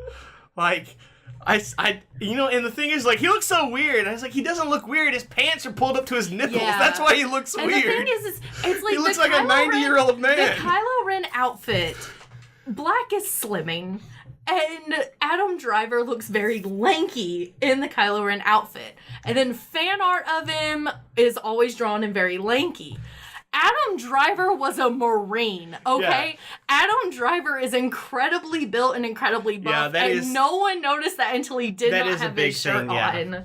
Like, that's why it didn't... Like, he's a very big dude. And like, see, I knew that beforehand. I knew that beforehand because Alicia loves Adam Driver, but... He's lovely. So when he took off his shirt, I wasn't surprised, but he just looked so stupid. His pants were pulled up so far! Like, it was just... It's the best thing John Mayer's done since ever was create the, he looks like he was... the Kylo Ren challenge. He looks like he was all leg and no torso. That was the problem. Long legs. I have brought peace, prosperity, and security to my new empire. Your new empire? If you are not with me, then you are my enemy. I don't know what you're quoting. Only a Sith deals in absolutes. I will do what I must. That's what they'd say right before they fight in Revenge of the Sith. And then Anakin goes, yeah! And there's a backflip. And then they start fighting. The post? And then that's like when filming the prequels, Hayden, what's his name? Christensen. Yeah. And Natalie Portman decided to prank George Lucas by pretending they couldn't act, and George Lucas loved it so much he put it in the entire movie. Oh gosh, poor Natalie Portman. She can act, but that's the thing. She got Kristen Stewarted. Like you can't act well a terrible character. Like there's only so much you can do. You're going down a path I can't follow. That's why, like Anakin. That's why you're breaking my heart. Episode 1. Can we just film him reenacting the whole movie? We should. Episode 1, her acting seemed okay. It's because her character did things. You're still that little boy I knew on Tatooine. That's so creepy. He had to have... I haven't seen you this tense since we fell into that nest of Gondoks. The worst... You fell into that nest, Master, and I rescued you. Remember? Obi-Wan Kenobi is the saltiest Jedi that has ever existed, and that's the only reason I enjoy those movies. Like, they come to rescue him. It's the only good part of the prequel. Yeah, well, they come to rescue him, and, like, they end up tied up with them. We're like, we're here to rescue you. He's just like, good job! I just laugh. But... Where's Padme? She seems to be on top of things. Which, honestly, people complain like, he's supposed to be a Jedi. It's like, did you see Obi-Wan Kenobi in Episode 4? He's not any less salty. Hello there. Like, his whole talk with Han Solo is just like, you're an idiot, stop talking.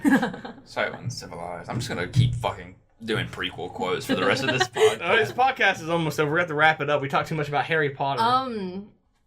A surprise to be sure, but a welcome one. Like, we barely talked about Solo, but Well, let's bring up a few complaints from Solo and then we did a lot why those complaints are stupid. We talked about the pacing. The pacing's weird because everything's going wrong. If everything was going, like it was supposed to, the pacing would have been normal, but it's literally one mistake to the next. So it feels like a clusterfuck because it is.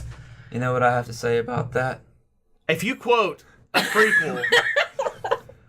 I think Chancellor Palpatine is a Sith Lord. A Sith Lord? The one we've been looking for. To be fair... I need him! To be fair, when he brings that up... Fucking duh! How was Anakin the first one to figure that out? Jesus, no wonder the Jedi died, because they're idiots. Other complaints. I want to defend my girl L3 before the end of this podcast.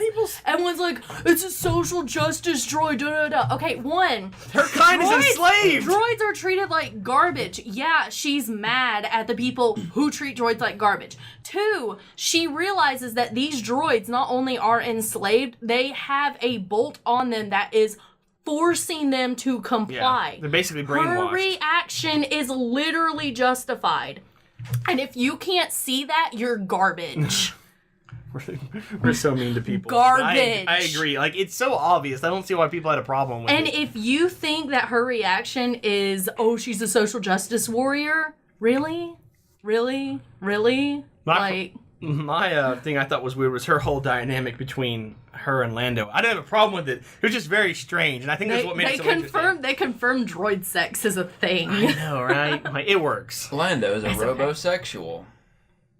But it's weird that to be fair, do you see Lando? He's probably pansexual. That's the weirdest thing, though. Like, is them being like, yeah, Lando's pansexual, but it's like, that doesn't mean a whole lot in the Star Wars universe. Exactly, yeah. Yeah, so it's weird like, that they made a big deal out of it. Because I was getting, like, flirty vibes. Lando with literally everyone. Lando is, like, their Captain Jack Harkness. Yeah, exactly. Like, you ever feel like that's the reason we're so accepting of people is because we had Doctor Who to give us Captain Jack, who was just from the get-go. Is unapologetically... The first thing he does before flirting with Rose was grab his commanding officer's butt. Yeah. Like, so right off the bat, and then they confirm in that same episode he sleeps with aliens. So have you ever seen the thing that's, if you ever feel bad about yourself, remember Captain Jack Harkness would sleep with you?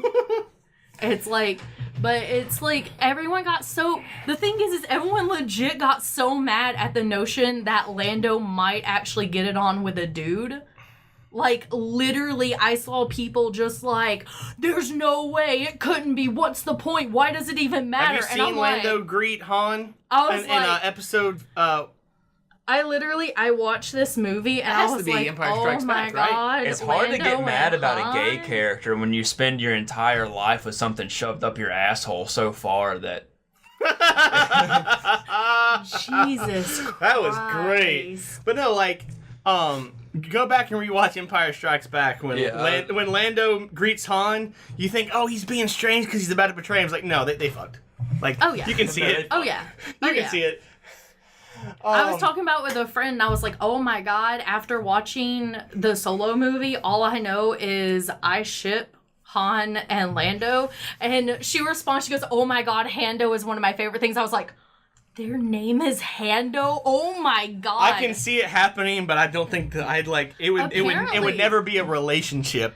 It would always be a But apparently that's an incredibly old ship that's been around since like the original came out. In the Star Wars universe, the way everyone acts is kind of like that. But okay, other complaints. What do the people complain? I don't have a problem with this movie. Some people complain that it was a bit basic, and it kind of was. But, I mean, Han Solo's a bit basic. I've seen a lot of complaints about how he got the name Solo. And I was like, that wasn't that big of a deal. I didn't even think anything of that. I now pronounce you Han and Leia. I thought it was kind of dumb, but not enough to complain about. I felt like it kind of ties into Force Awakens when they're like, you're the Han Solo.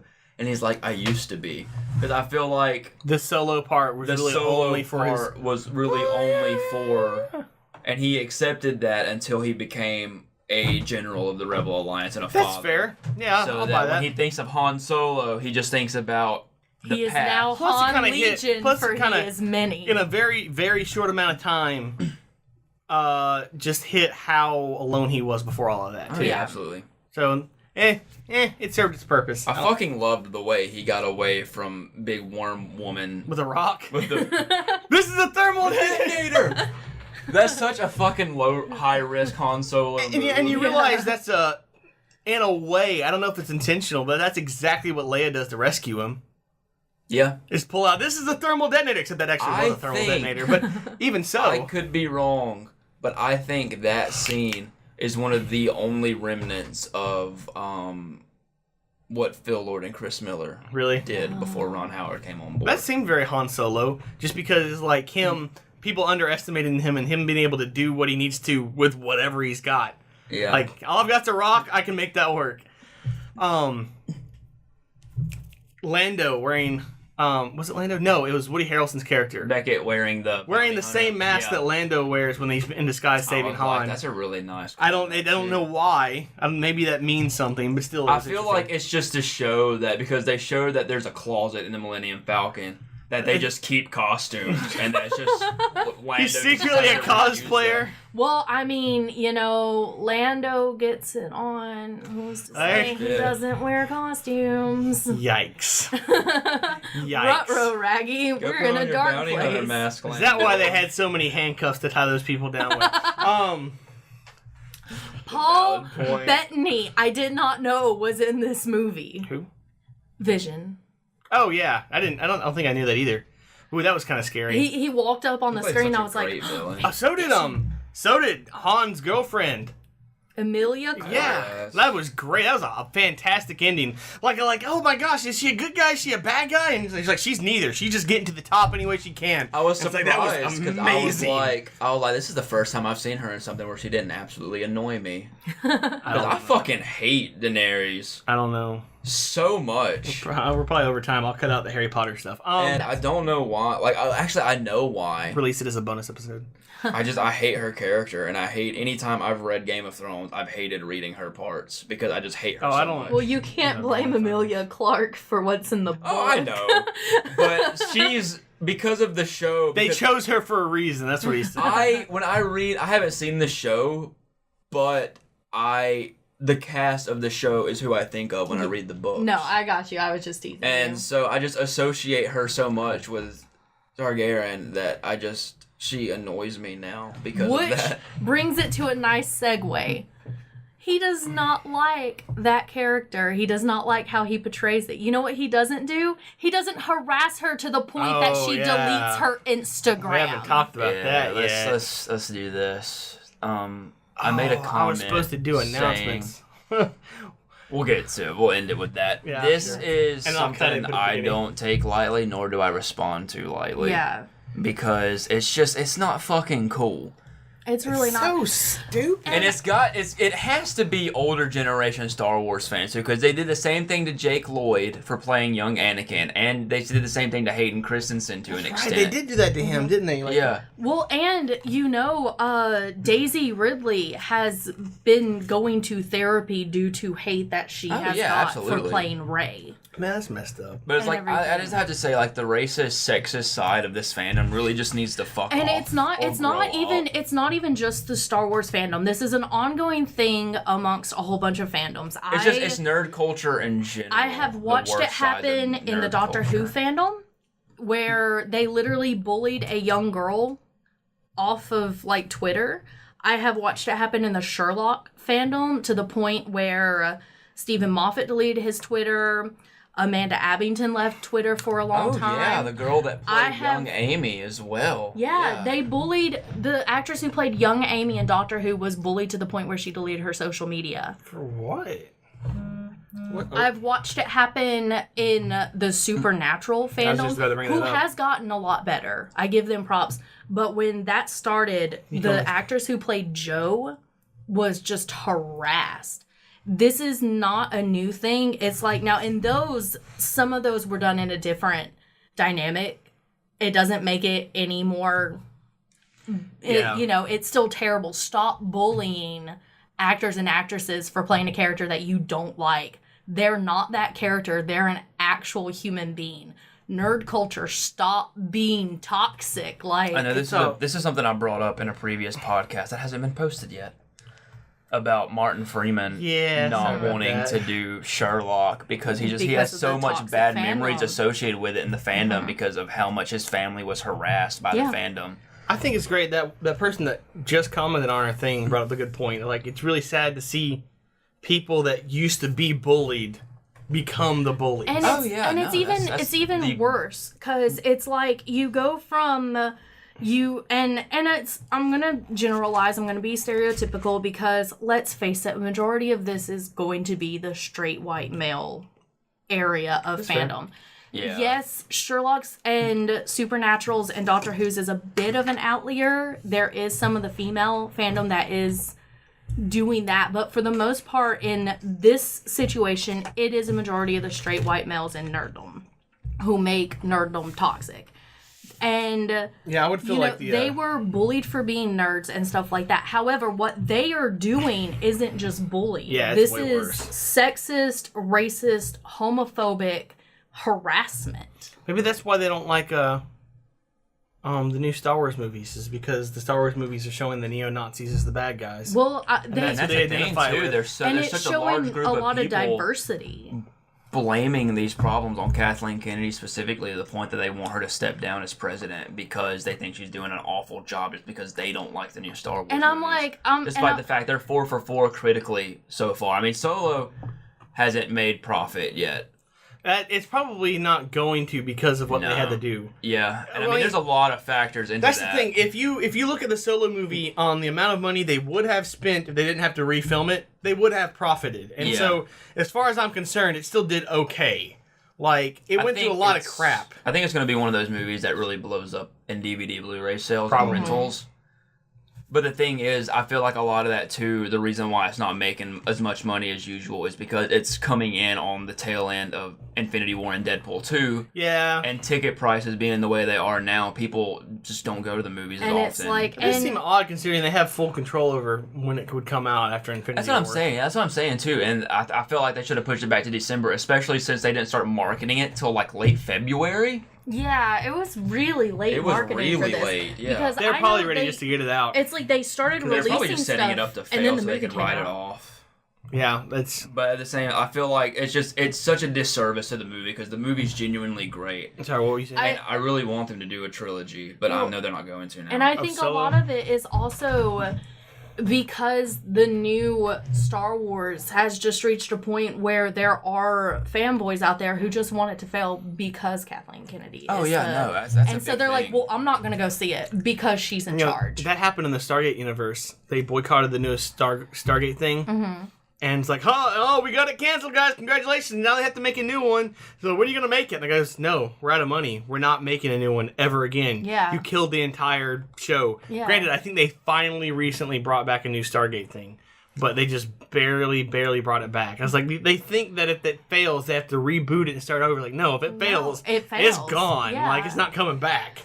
But it's like, I mean, there's been so many just superficial complaints about new Star Wars and everything, and it's like, you know, a lot of you guys are going a really long way to just say I hate women. Like, I know, right? Like you guys are really wording this really long when all you could literally just say is I hate seeing females in power.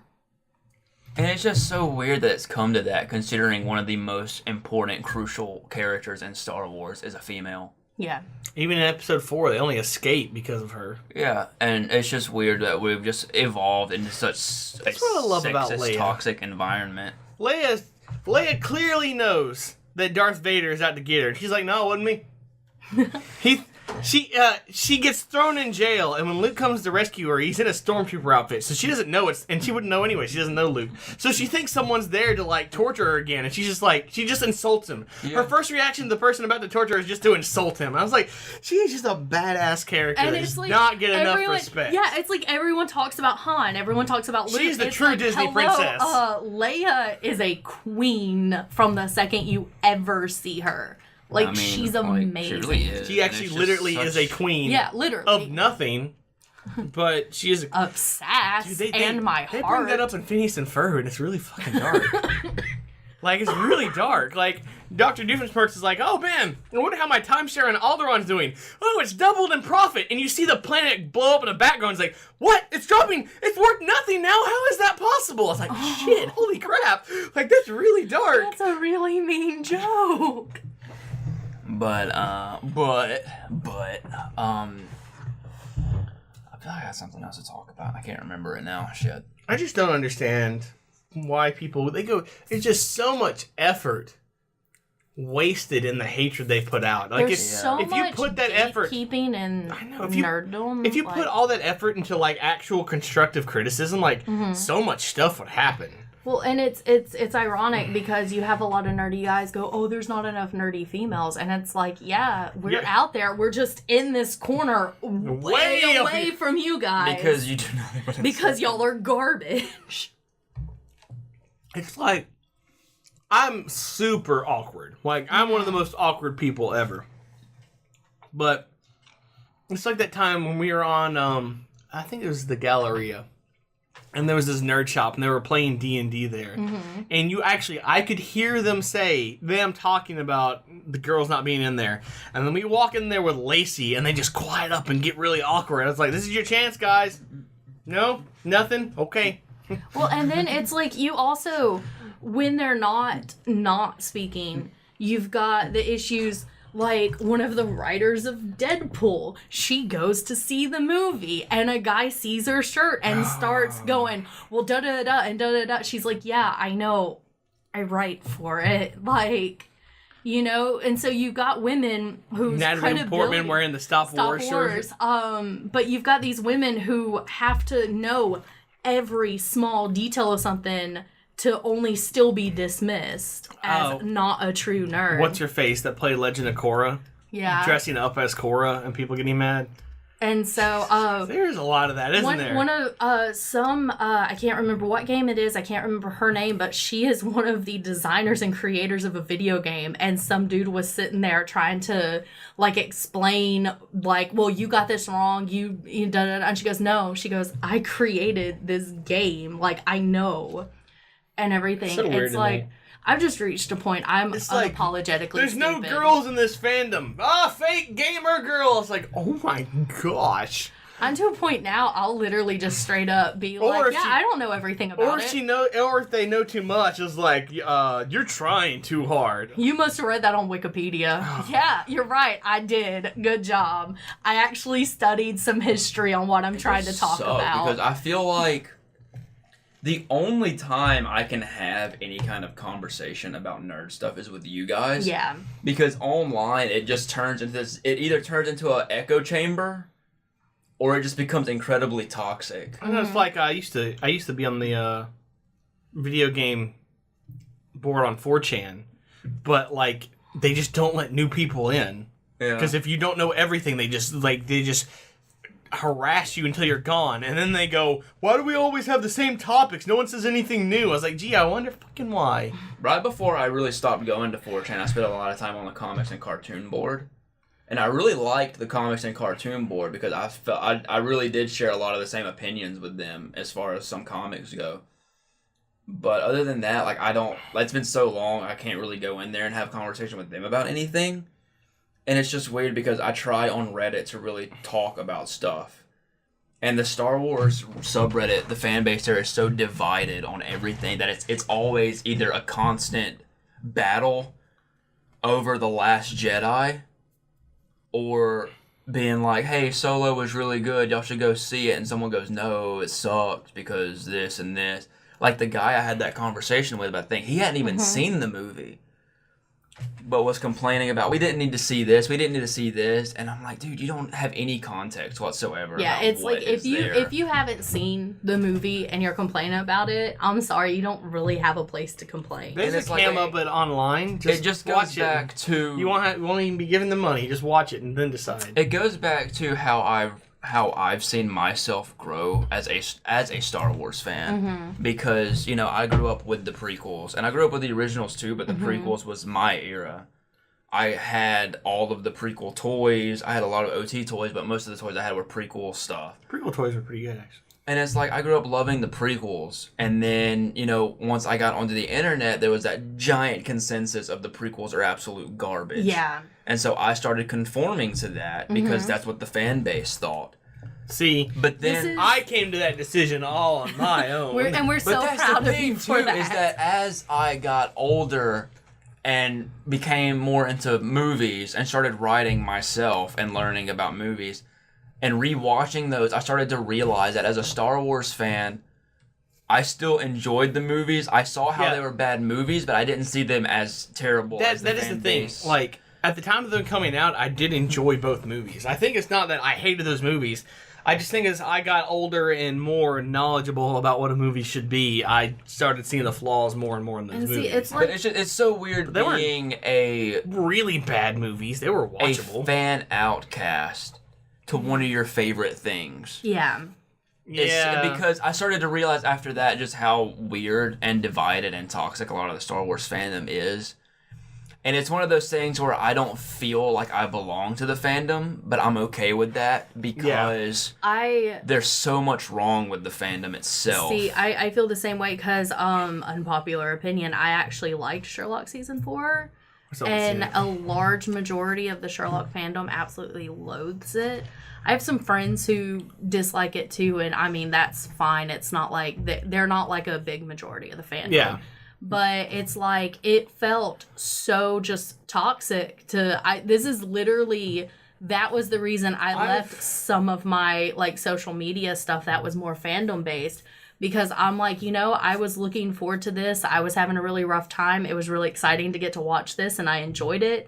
And now all I'm seeing is like something that I absolutely love that I used to get along with everyone just being ripped apart. I've read about season 4 and I haven't seen it, so I'm not sure. But the things I've read, I totally get where they're coming from, but not for a reaction as big as they had. Yeah.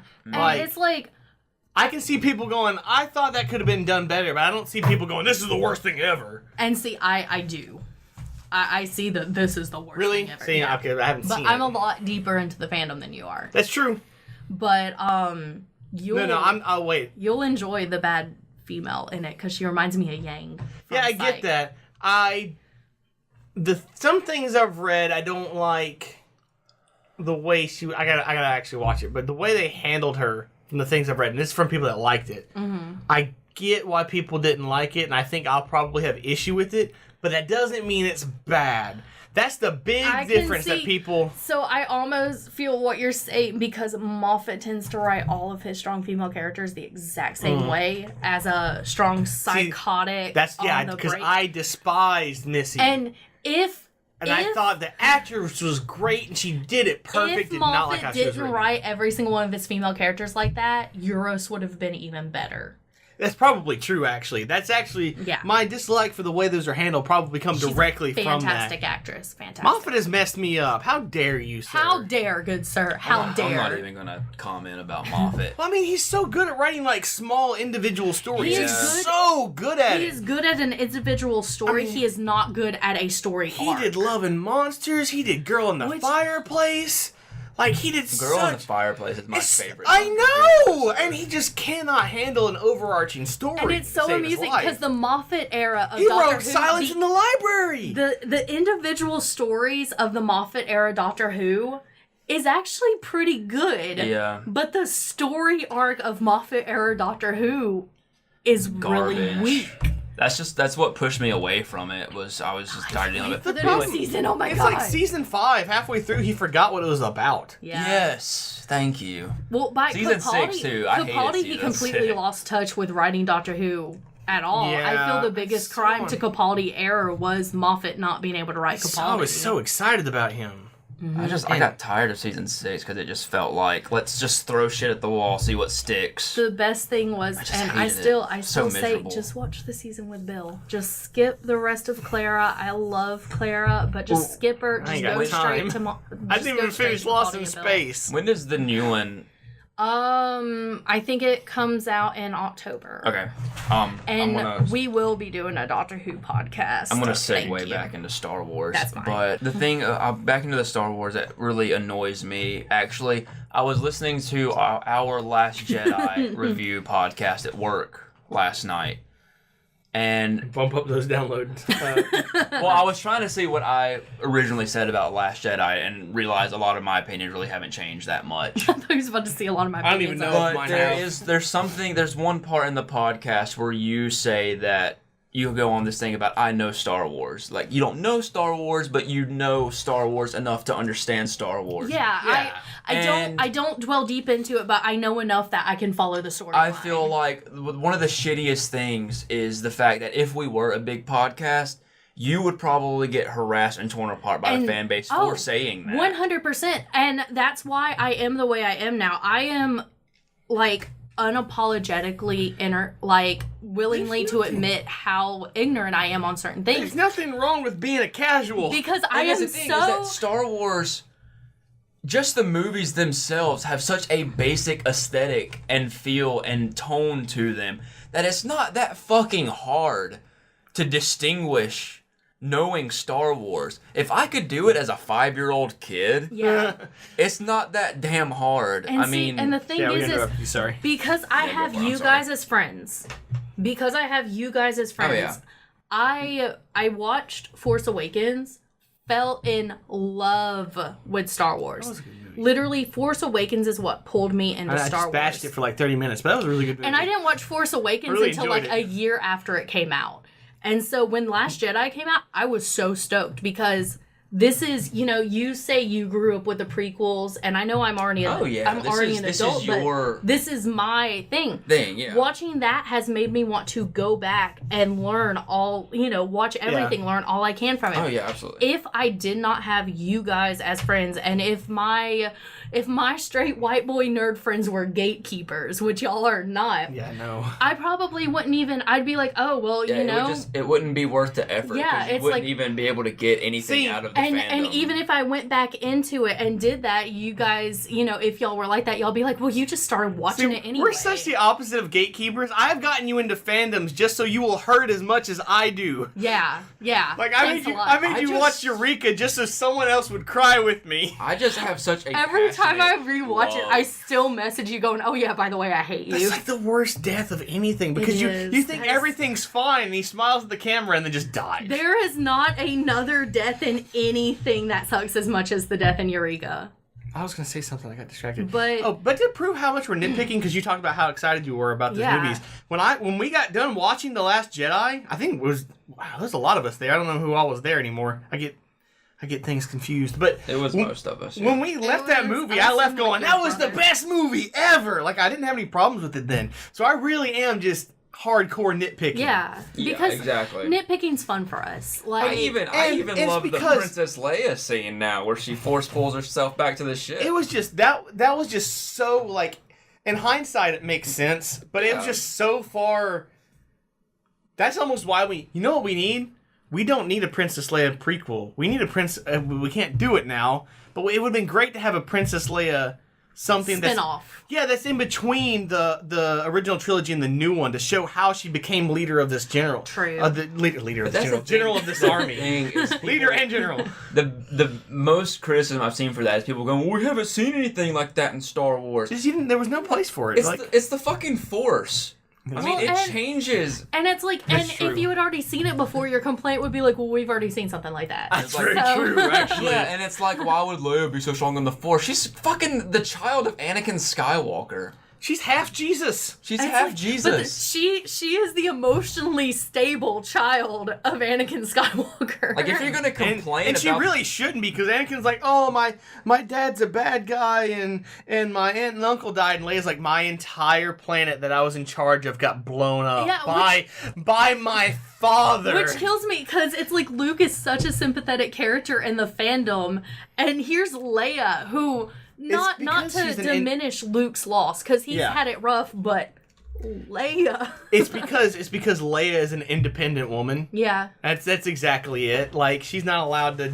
But that's my thing. It really does play in on that. It's like, if she did act like Luke exactly, if they both acted the exact same way. They'd all be dead. No, if they both acted the exact same way, Leia would be deemed a crybaby. Oh, that's true. But they would also be dead because Leia saves her ass multiple times. Well, yeah, because Leia's amazing. Empire Strikes Back, she does it. She does it in the first one. And The Last Jedi, she's basically... Her and the teddy bears are responsible for destroying the Force. But the thing is... I'll never not be pissed about this. That scene with Leia in Last Jedi makes a whole lot more sense as well if my theory about the Force acting on its own will is true. Yeah. I think things are getting Which so fucked up. Which I genuinely think is happening in this new trilogy. The Force getting so tired of this shit. I almost think I've had enough of you guys. What I actually think is that the Force. It's hard to explain. I almost want to say that the Force feeds off of people's emotions because it does. But it has to be balanced. Unlike the Night Watch books, which is exactly where I'm getting this from. Even though I had this theory before I was reading the Night Watch books. I guess it's just common theory. But, like, if it feeds off emotions equally, like, that's why the more dark there is, it tries to make more light and vice versa. It's also why the original Jedi died off. It created it like the original Jedi were like, we are the best. We are the Jedi of light. And the Force made a dude completely out of Force just to kill all of them. To bring balance. He was prophesied to bring balance to the Force. And then he kills them all and like, oh my goodness, you're supposed to bring balance. And he's like, I did. You're all dead. Because they weren't light Jedi. They weren't dark Jedi. They refused to have any emotion at all. So they were contributing none to the Force. Yeah. They were taking from it and not giving anything back. Which is also why Luke is so powerful. Because he's like, that's why Luke is no more better than the light Jedi. Because he actually uses his love to make him stronger. Just like Darth Vader used his hate. That's why they're so crazy powerful, is because your force powers are based on your emotion. At least it used to be. That's the way they explained it in the games. Man, I'd be so strong because I'm such an emotional ball of everything. I'd be a fucking dark Jedi. I would too. No joke. Absolutely. I say that all the time about the Night Watch books. Like, I'd be a dark Jedi. What Jedi would be the Jedi that cries at everything? You know, there was that bad guy in Jedi Knight. There was that bad guy in Jedi Knight that used light and dark powers. Oh. But in the games you can use light and dark powers. I've only played Jedi but you can't get the higher level ones unless you go all one or the other. Which I feel like that's actually, you're not, as a normal Jedi, you're never supposed to go full extreme on either side. Yeah. I think that is the problem with the Jedi in general. It's kind of like but it's also weird too, because you have like the Mongolians, the Mandalorians, they're basically. Man, I sure do love their beef and chicken. They're like, we had to naturally put up a wall to keep the Mandalorians out. That's basically what happened. They're naturally aligned to the dark side of the Force, which is an interesting aspect of a race as a whole. It's just automatically dark, and like, does that necessarily make them bad people, or does it just mean that they are more in tune to those emotions? The interesting thing about the Sith is that the Sith, that confuses the fuck out of me too. The Sith means multiple things because race. Motherfucker, the Sith were a race and they got stole by straight white men. Well, how about that? Because I'm writing a Star Wars story that revolves around the Sith. Really? And so I did a bunch of research on Sith race and the Sith ideology. And that the Sith, as a race, their ideology was stolen by the Dark Jedi. And started calling themselves they just started calling themselves the Sith. So, because my Star Wars story is about a Sith cult. What is a Sith? Do we actually know what they look like? They're red-skinned. So are they like the Mandalorians? Am I getting those confused? Is that what those are? Are they the spiky people? No, the Mandalorians are just the spiky people. Are you talking about Darth Maul? Yeah, I thought there was a whole race of him. There is. I can't remember what they're called, but they're not Sith. I'm so bad with pre-Star Wars stuff. But in the Star Wars story I'm writing is the Sith race had a galactic conquest at one point, and that's what started the hyperspace war, I believe. But the Star Wars story I'm writing, there's a Sith cult that actually, in the story I'm writing, ties into the plot device from Knights of the Old Republic. And your computer could probably play the old Star Wars games. I might put them on. It absolutely can, yeah. Yeah. Mine does. Nice. You should play Knights of the Old Republic. But Screw Knights of the Poe. You should play Jedi Knight. Okay. Play Knights of the Old Republic, play Jedi Knight, and Jedi Knight 2. Nice. That's another thing. People didn't like how they handled Luke's attitude during that. Yeah. With like his whole throwing the lightsaber and stuff. It's like, I felt like that was very Luke. Like that was that was how Luke acted in episode 1, episode 2. In episode 3 he was all, somber and blah blah blah. But that was only when he was trying to make he was trying to seem scary to Jabba. Once that whole thing was over, he started acting like Luke again. I was like, that is Luke. You guys just have this idea of what Jedi are supposed to be like. Yeah, and Luke was never takes that and throws it on. He was never an old school Jedi.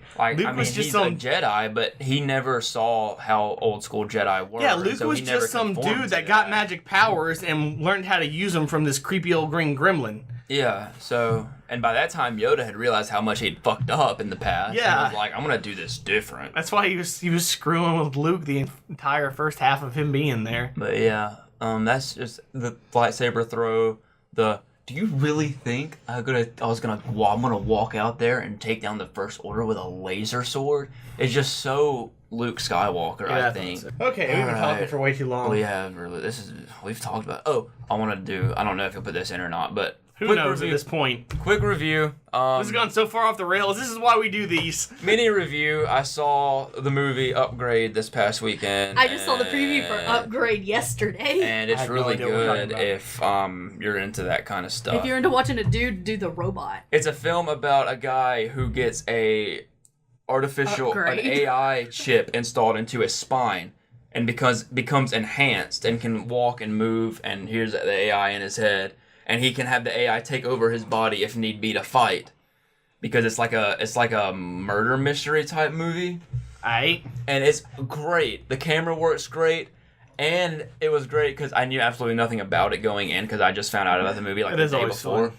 And so it really took me by surprise because it has a twist ending. But you can't tell me that. Now I'm gonna be looking for the twist. I'm gonna leave it at that. She's a robot. They're all dead. They're all dead. It's a dream. She got the reference. I'm just going to say there's a twist ending, and it's done so well that I didn't see it coming. That's you think it's great. The future, but it's based in the past. You ever watched movies with us like that? When we've seen the movie for the first time, it's like me, you, and Mom is the worst because like y'all try and guess it. We're we're pretty damn good at it too. It's not like we try; we just know based off of previous knowledge. Because we know how writers write, him especially, and so like we know how writers write, and we know how writers try to double bluff, and so we get like, oh, that was a double bluff. And, like me and Brad usually can catch on to check-off gun type stuff pretty quickly. Yeah, which is also why I don't like it when it's... Well, man, that's why I don't like it when things don't do that. I hate erroneous elements. But, well, depends on how they work. Like, even... You liked Deadpool for the exact reason that you couldn't predict what happened. I just finished listening to that podcast. I mean, Deadpool, like... We listen to ourselves so we remember what we say. Deadpool, like, it was crazy because... Deadpool built off of a thing so big that we've been following these same tropes over and over and over again. Like, we've seen them in all the Marvel movies. And so it knew exactly how we thought we thought, and it was able to undermine that. And it was beautiful. Like, it's like, we know you're thinking this, so we're gonna do that. I mean, they do it so intentionally. Like, that's basically the plot of. Well, you realize I have no mouth and I must scream. I realize it more and more. Like, if you watch the trailers for Deadpool, every scene that was in the trailer is intentionally worse in the movie. Yeah. Because you're expecting, like, when he gets shot and he's like, what does he say? He's like, your bullets are pretty fast, and that was hilarious. And they intentionally take that line out and just have him go, ow, which is a lot less funny. But it's so much funnier because of the trailer. Like, I thought that was funnier than the trailer, actually. it may be less funny, maybe more funny, less cool. Just but golden anyway. It's just, and like, there's just the trailers intentionally.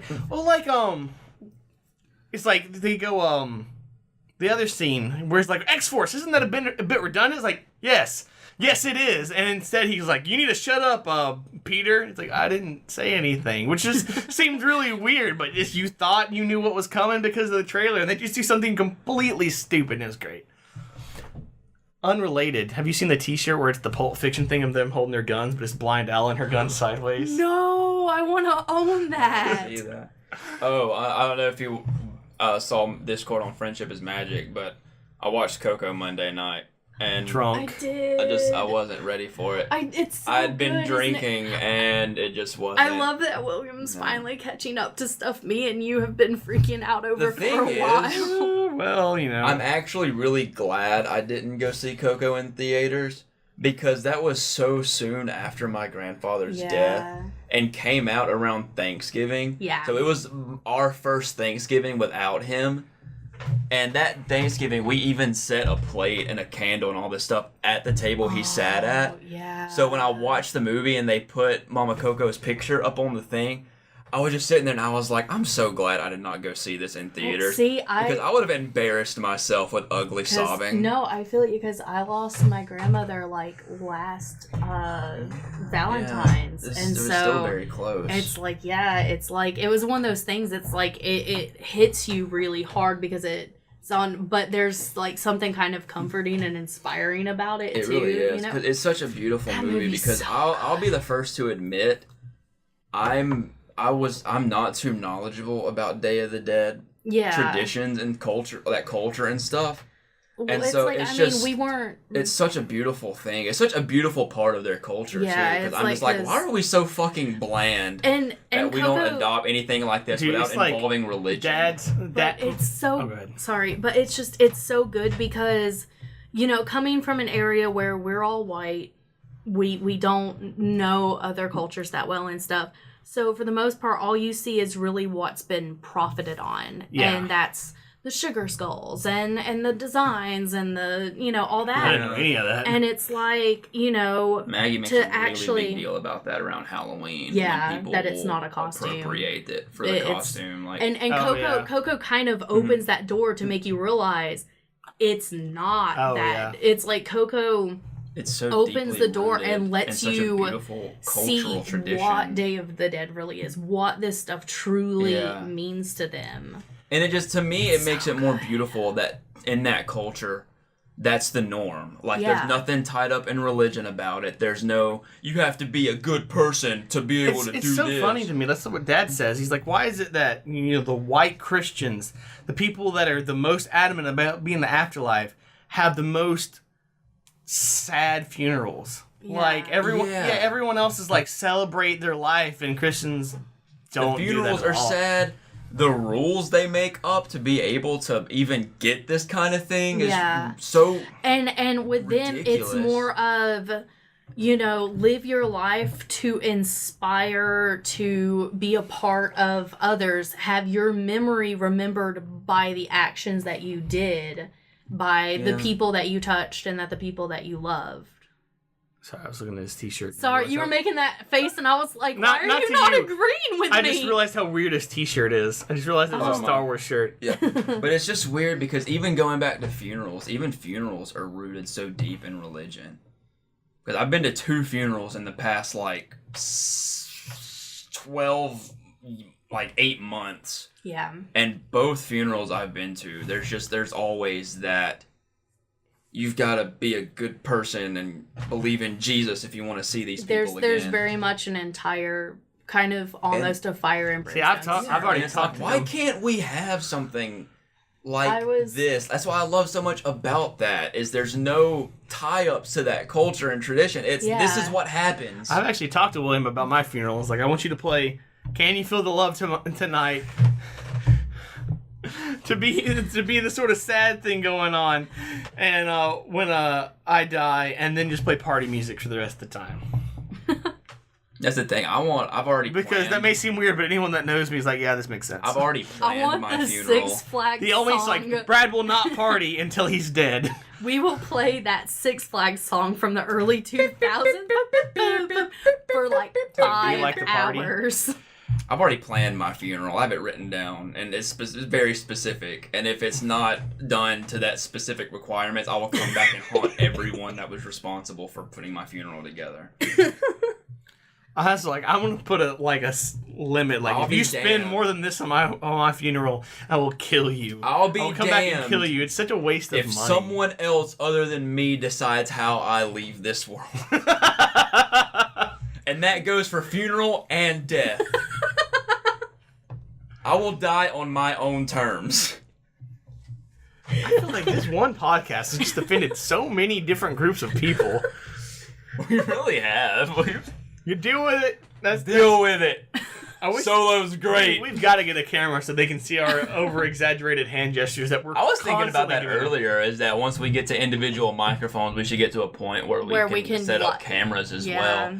And not even our YouTube channel would be relevant. But not even post full podcasts of videos, but cut certain best of segments. And post them. And post a montage of video. We should stream it on Twitch and put the montages on YouTube.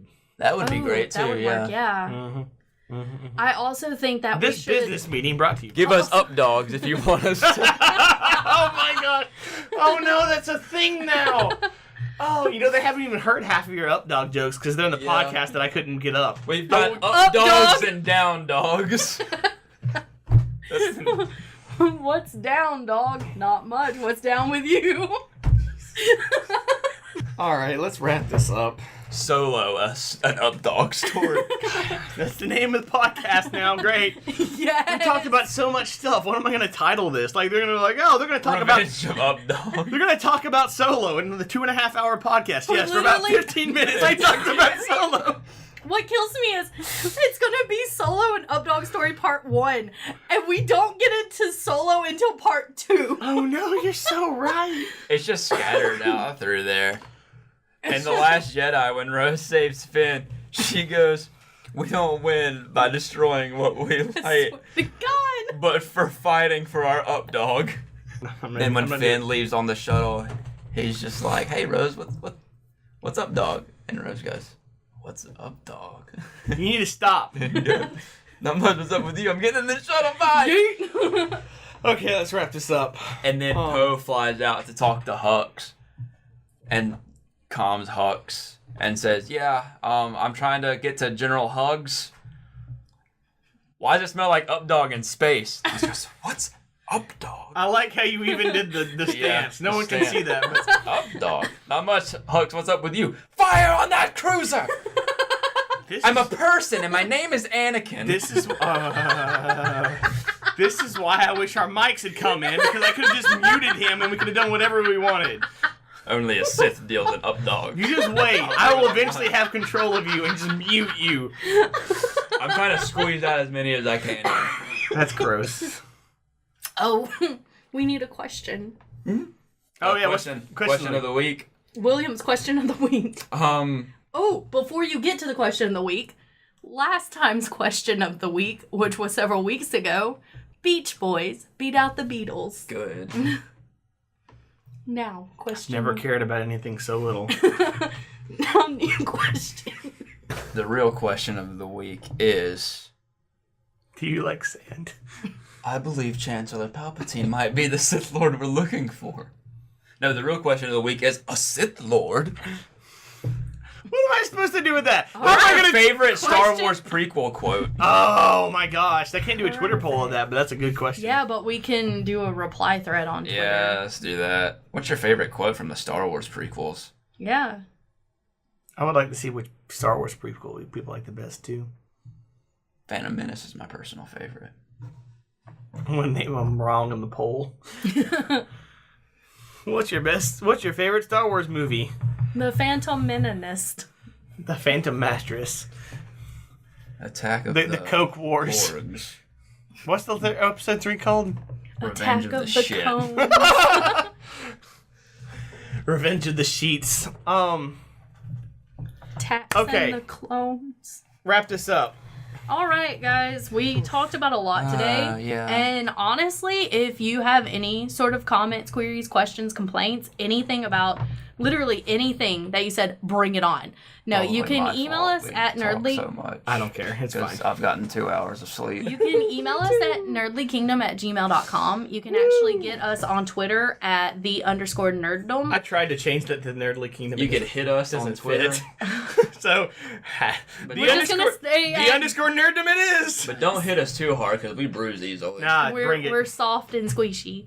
No, you can get us on Twitter at _nerddom, which we've kind of started using a little bit more, so yay us. But you can really get us on Instagram. That's probably going to be your, our I know, favorite it's area. so weird that's which where we... is The Nerdly Kingdom. And we also have a Facebook that's called The Nerddom. And you can... No, it's not. It is The Nerdly Kingdom. It's called The Nerdly This Kingdom. is why I wanted to change it, but it doesn't fit. Lori's trying to get all this out before she goes into a coughing fit. That's fair. But seriously, if you have any comments on the Solo movie, what you thought of it, what you thought of the characters, what you thought of what we thought of it, if you have any comments about nerddom in general, toxic fandoms, Harry Potter, Fable, Dragon Age, Coco, Upgrade, Updogs. Updogs. And down dogs. And down dogs. I'm gonna make a mobile app that's just you press a button and you go, "What's up, dog?" Just over and over again. That's it. But if you have anything, we'd really love to hear from you because. Thing, or the and on top of that, if y'all have any suggestions on anything that we can talk about for 4 minutes before we talk about, other stuff. Or if it's Star Wars, just hijack an entire episode. Apparently. Yeah, it's like if Star Wars with if Star you Wars. have literally anything to talk about Star Wars, it's like just message us. We'd love to hear from you. We'd love to have other people to talk to other than each other. We want friends, please. To come from the William has a Twitter, but it's private because he doesn't want to talk to any of y'all anyway. I really don't. I'm actually thinking about deleting it again, like for real this time. So yeah, contact us, message us, talk to us. Yay! Can't talk to me though. Yeah, don't talk to William. He sucks. I mean, anyway. you can try. You can write me letters in the mail, but you have to figure out where to send them. And I might respond. We should get a P.O. box. We should get a P.O. box. That'd be cool. Send me stuff. Anyways, Send that's me it. presents. If we start getting emails, we'll set up a P.O. box we gotta so stop. that we can get snail mail. We gotta stop so William stops talking. Bye. Bye, guys. And then... Gotta pee.